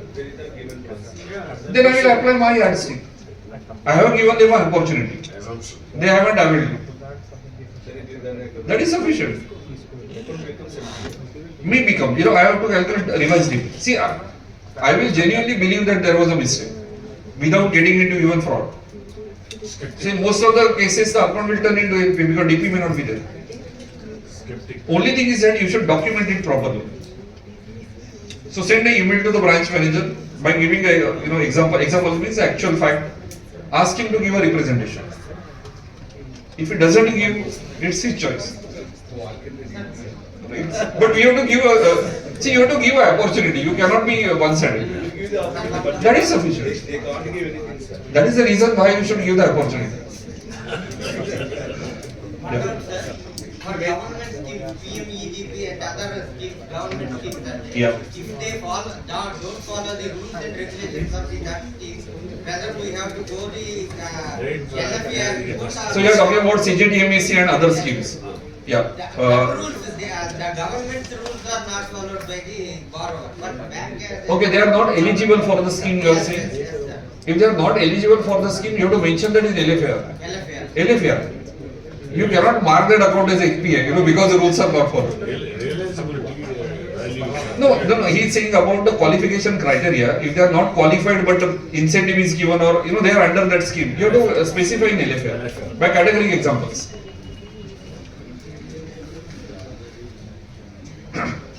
So we talked about all these examples. Now let me just talk one more example about drop line OD, which is available in some housing loan accounts. There are some banks, wherein they sanction the housing loan, which are in the nature of a drop line OD. So it's a housing loan, but it's a drop line OD. So the checkbook is issued. Now what is the reason for that is that the borrower gets a flexibility. Wherever you have additional saving, you can simply deposit in that OD account. Whenever you want, you can withdraw it. So drop line OD, you need to ensure that your account is always within the drop line revised limits. Now where the challenge is? Just compare that with that example which I have given. 12 installments paid in advance. So sometimes in drop line OD, they pay that lump sum in advance and they presume that for next 12 months I should not do anything. Now that's where they are caught on the wrong foot, because then interest matching concept will be there. So suppose I pay 10,000 into 12, 1.20 lakhs lump sum in my drop line OD, and if I don't have any single credit in my account, then after 90 days my account will turn into NP. So you have to be careful about what is the type of loan product and which type of NP scheme is applied to them. Gold also same OD specifically. Same. See, CCOD and term loan both are having a different concept, and the NP rule should be applicable based on loan product, not based on presumption that it is a housing loan. And let me tell you that in couple of banks where this scheme is there, they apply the term loan related NP classification criteria for a top line only. So be little careful about that. You might get list of accounts which are turning into NP, even though they are within the limit. So drop line OD, not only housing loans, other ODs. Many are there. Gold. As he said, gold loan is again common example. Housing is common because it is very popular product in some banks. It's very convenient product, provided that the borrower understands that how that CCOD turns into NP. Now again the question is whether that was stated in key fact statement or not. Because in key fact statement you have to mention that when your account will turn into NP. So my request to all of you is that just pick up key fact statements on a random basis of each type of account. Maybe one term loan, one CCOD account and understand that what kind of communication is given to the borrower. Borrower may not be even aware. Sanction letter itself is very- Key fact statement is different. They give it as a separate, kind of a document. If it is part of sanction letter, it is perfectly fine. Key fact statement is it one or very Repayment schedule. from the beginning? Time of it is. sanction. It's there since long. Now RBI is harping on that. Repayment schedule. It contains everything, like when your penalty will be charged on you, what kind of bank charges you will face, how your asset classification will change. It's more of kind of educating, part to the borrower. It contains everything. Yeah. Gold loan is a term loan or a facility? Every bank there is obviously it's a facility. something. Facility mean you are saying about CCOD or that one? Okay, let me talk about gold loan. So as far as gold loan is concerned, one interesting thing which has happened in 25-26. Earlier, all of us used to say that, rollover, renewals, all those things are required to be marked as NPA. So evergreening was a real criteria. RBI has came out with one interesting guideline. Now they have permitted evergreening officially. So you can roll over all gold loans without, saying that it is an NPA account. So that's a unique kind of a circular which has got issued for whatever reasons. Let's not get into the reason. It's difficult to say gold loan is NPA. Because the Very difficult because the prices are rising. Now let me tell you where the challenge is now, with the new So circular. in that case, they are still asking in concurrent audit report whether any gold loans are rolled over. So that is no longer applicable. No, it's not applicable. You have to say yes and give the reason. You don't have to downgrade it. See, they have asked you a factual thing. They want to know how many gold loans are rolled over. You have to say how many gold loans are rolled over. They are not asking you about classification. So it's a factual thing. What they are doing, they are closing the gold loan account and newly they are sanctioning. It seemed like rollover. It seemed. But let me tell you what has changed. See, now what they have done is, as far as the coverage ratio is concerned, as far as the valuation was concerned, now they have categorized into three parts: up to 2.5 lakhs, 2.5 to 5 lakhs, and above 5 lakhs. So the ratios are now, coverage ratios are 85%, 80%, and 75%. So that is one change which has occurred. Second change is that, which is an interesting one, if you are having exposure above 2.5 lakhs, then the banks are required to match it with income criteria of the borrower. So they have to prove it on the record that there is a sufficiency of income from the borrower's side. Now let me tell you where the loophole is, or loophole might be found out. The loophole which can be found out is typically is that there might be multiple loans. So 5 loans of 1 lakh rupees each. Now that is something which is logically incorrect. So you need to identify that whether such instances are there or not. Now how to identify it? Take a dump of gold loan. Just filter it based on that cust ID, and based on that you can identify such loan. That is first thing. Secondly, as far as this criteria, income criteria are concerned, I am still clueless as to if say a bullet repayment loan is given of say 3 lakhs. From wildest of wild imagination also, you cannot have something wherein suddenly after 12 months there will be an income for that borrower which is beyond 3 lakhs. So when income matching criteria is there, the repayment and the income flow should match. And in bullet repayment, it's rarely possible. Because it's lump sum actually. Now what RBI has permitted? RBI has permitted that even if only interest is paid by the borrower, you can roll it over. Interest payment is still mandatory. So that is something which one has to do. Now where the lacunas are, as far as banking practices are concerned, in some banks they don't even open the gold packets. Say simply roll over. That is wrong thing. See, because whenever you are rolling over or renewing or sanctioning a new loan, you have to open the packet, have a fresh valuation carried out, then only sanction the loan. Now in fresh valuation also, the earlier valuer should not be doing the valuation. It's a fraud, mitigation measurement. So either of the things, if you observe, make it a point that you are mentioning that in your LFR by saying that these are internal control lacunas. This is the perfect case. Gold loans are the perfect case for IFCO, internal financial control related part. You can easily pick up the cases based on the criteria. One more interesting thing, in one of the bank I found out that the jeweler was, branch was on the first floor, jeweler was on the ground floor. So they used to take the ornaments, to the jeweler, do the valuation and go back upstairs. That is not permitted. Your jewelry should not be moving out of the boundaries of your branch. So these innovative practices might exist. Only thing is that you should understand that this is innovative practice, and then you have to specify that how it is done. As far as gold loan packet counting is concerned, your prerogative is only till the time you count the packets, not opening the packet. Unfortunately, in RBI circular, they are permitting to open the packets also, but don't venture into that. They have categorically stated that anyone can open. Anyone means auditor or the branch person can open, but that is something which is not really recommended. Even if you are having powers to do that, so don't get into that.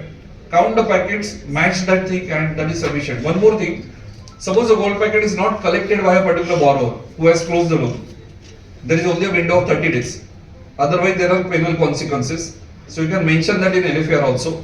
Only about this, it's your choice whether to say that it is a regulatory violation or it's a normal kind of a thing. You have to take a call based on gravity of it. If it is one-off case, you don't have to say that.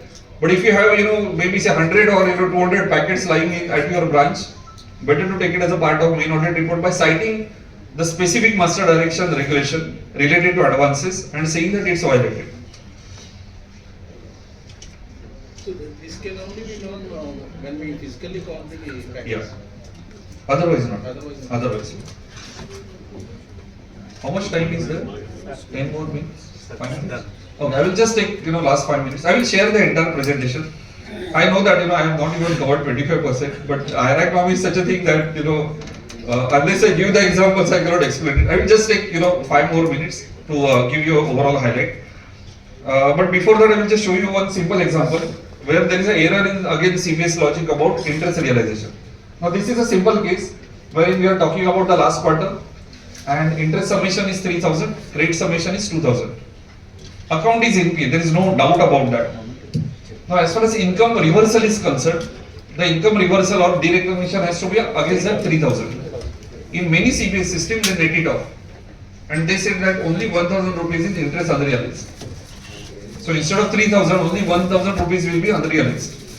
So wherever you are having an instance wherein substandard asset marking is done during the year, don't be happy that all these accounts are already marked as NPA. You have to verify the income realization concept also, income recognition concept also, and take my word, you will easily find out multiple instances wherein income recognition criteria is not followed.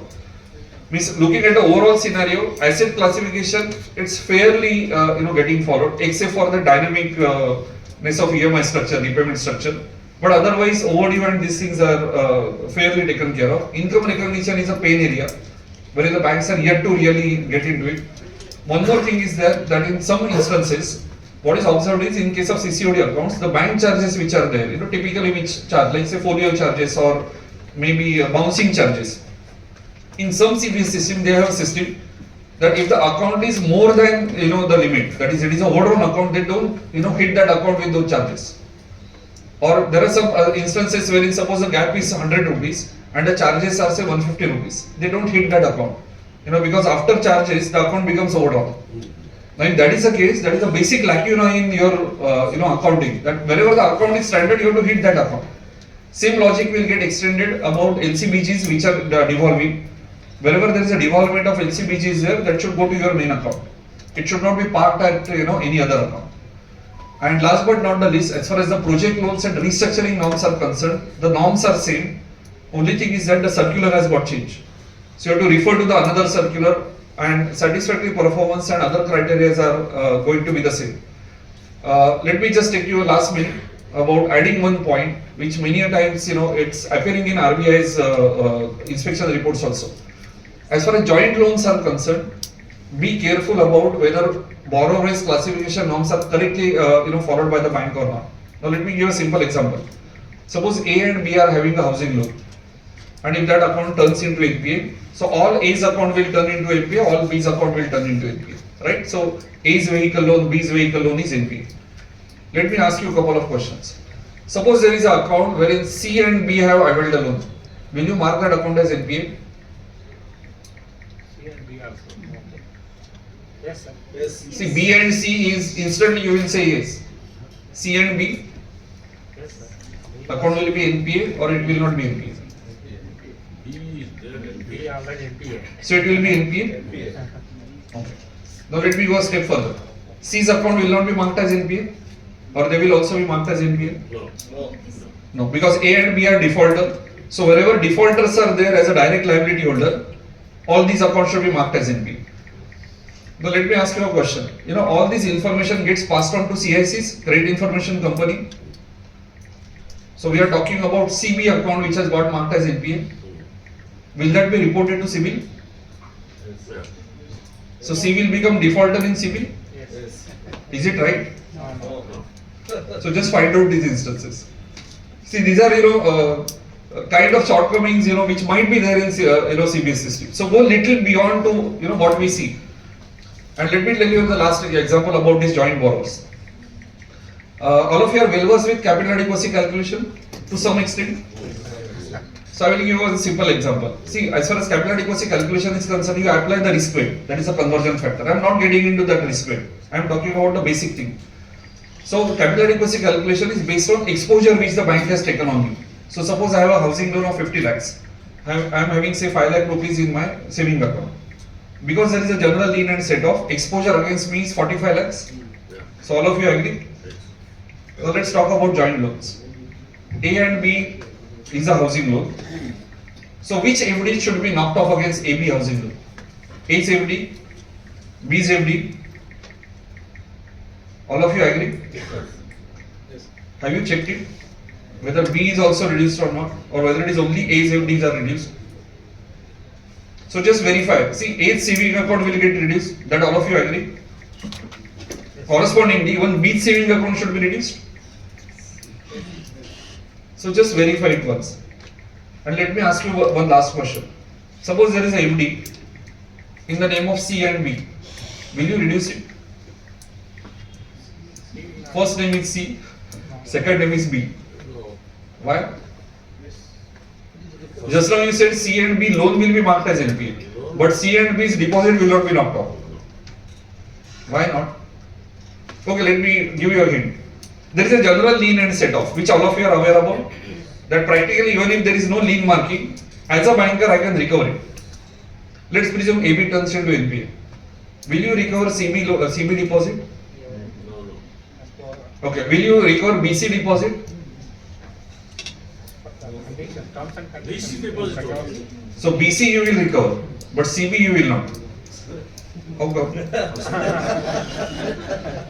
So it's any one of us. No, there is no question of first name. It's either of us or any one of us in most of the cases. First name and bond is linked with that number only. Then it should apply equally to both, whether it is BC or CB. See, I just thought to give you an example. Verify that how the banks are really handling it. If there is a lacuna, make it a point to mention that in your LFR. See, you need not give them any solutions. You are not their software consultant. So don't even think that whether something is practically possible or not. Forget about that. How to make it possible is between the banker and the CBS vendor. Instead of AB, sir, A, Mrs. A. FD in the name of Mrs. A and A. Yeah. Certainly she will object. No, where is the question of she objecting? I will recover the amount because she will anyway object, whether it is the first name or second name. She is above the board. See, I will put it in a different way. You ask the banker this simple question. Suppose AB is the loan, whether BC deposit you are having a lien, general lien and set off or not. See, a simple litmus test is that whichever accounts are there which I can recover, based on general lien and set off, those should be used for capital adequacy calculation. Because that is my real exposure. If someone is saying no, then none of these accounts will be netted. Now just verify legally as to which all accounts can be netted off. Sir, in this joint borrower, Yeah. many banks are including some or the other name as co-applicant or co-borrower, Yeah. making it is a joint borrower. Yeah. So here co-applicant. Co-borrower is same, co-applicant is same. Both are same. Both are- Anyone other than guarantor is borrower only. Okay. Just to put it in a different perspective. And an easier way to test it is that just verify the CIBIL which the bank might be having on the record. All are co-borrower, co-applicant, joint borrower, everything is same. They are equal at par. And in this example, what you have given, you mentioned unrealized interest is 3,000, not to 1,000. 3,000 should be the unrealized interest. But 2,000 is already paid. No, it's no question. See, there is no realization of interest. See, this amount is just recovered against my ledger outstanding balance. See, account is NPA, that you agree?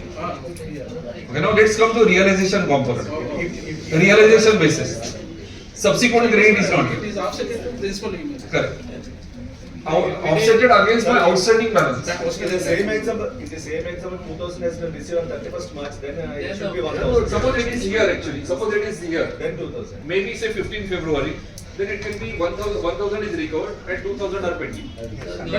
So subsequent recovery. Yes, sir. 90 days. No, it's NPA. If it is recovered in January. No, but then you are moving just 2000 over here. No? Yeah. So your credit submission is 90 2000. days. No, credit submission is 2000. Trade submission. See, there is no realization concept. In out of order, it is coverage and not realization. That's why I said that income realization criteria is not there for NPA. It is after account becomes NPA. Order of recovery is then, sir. First, it has to be offsetted against principal and then only interest will get deducted. Order of recovery discretion is available only for NPAs. So order of recovery, what you are saying is right. So it's order of recovery against demand, not realization. Realization is accounting concept. And in CCOD anyway order of recovery won't be there. Because it's a running account. See, as far as NPA is concerned, you go by order of recovery. Once account is NPA, then realization concept will start. Can I ask one last question? How many of you are reading accounting policies of the bank before you do the audit? Bank, of course bank. There will not be accounting policy for the branch. Few of you are reading. Annual communication. I think no one is saying yes because I am asking some questions. Once you say yes. Okay, let me ask you one. This is really a last question. So as far as NPA accounts are concerned, as far as accounting policy is concerned, whether you can say that the bank is following the cash basis or not.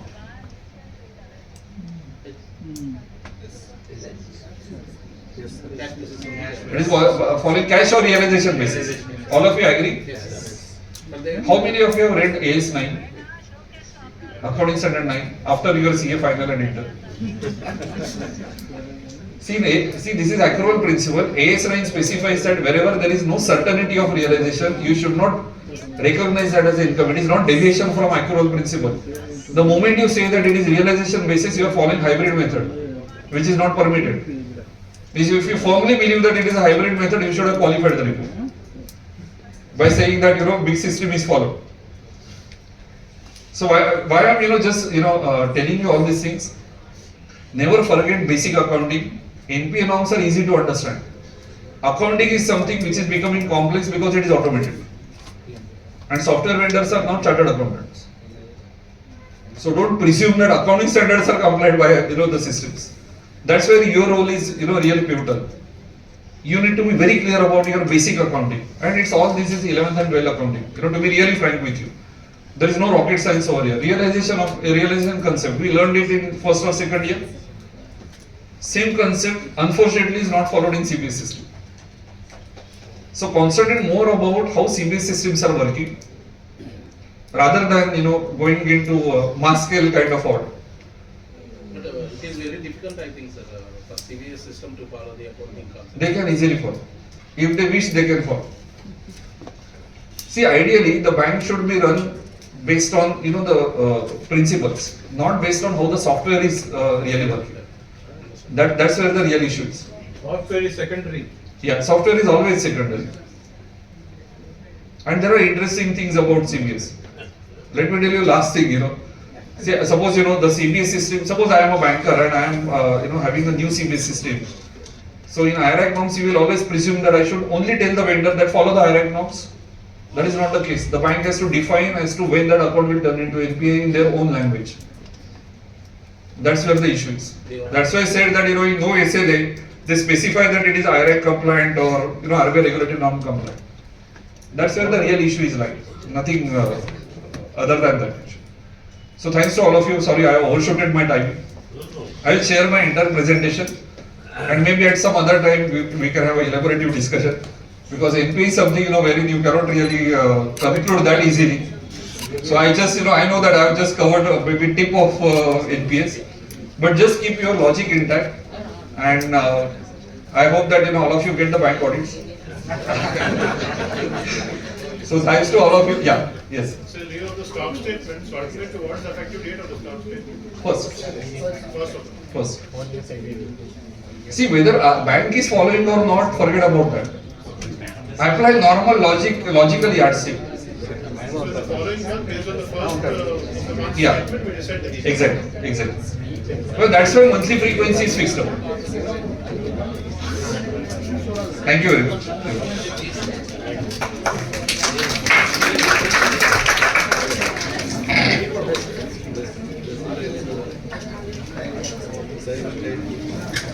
Sir, that was a beautiful presentation, sir. The topic itself discussed with practical examples. You covered that practical examples itself, sir.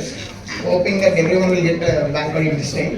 And I request, as a matter of token of appreciation, I request Chairman of the branch, CA Jayanth Garu, to be joined with M.R. Prasad Garu and Rajeshwar Garu to present a memento to the today's resource person.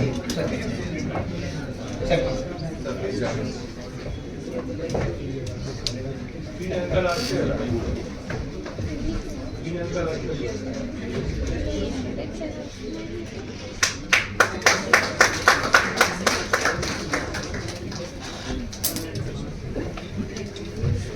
The presentation and PPT will be shared in the group, sir. Sir, under 10 minutes ki break వెళ్దాం.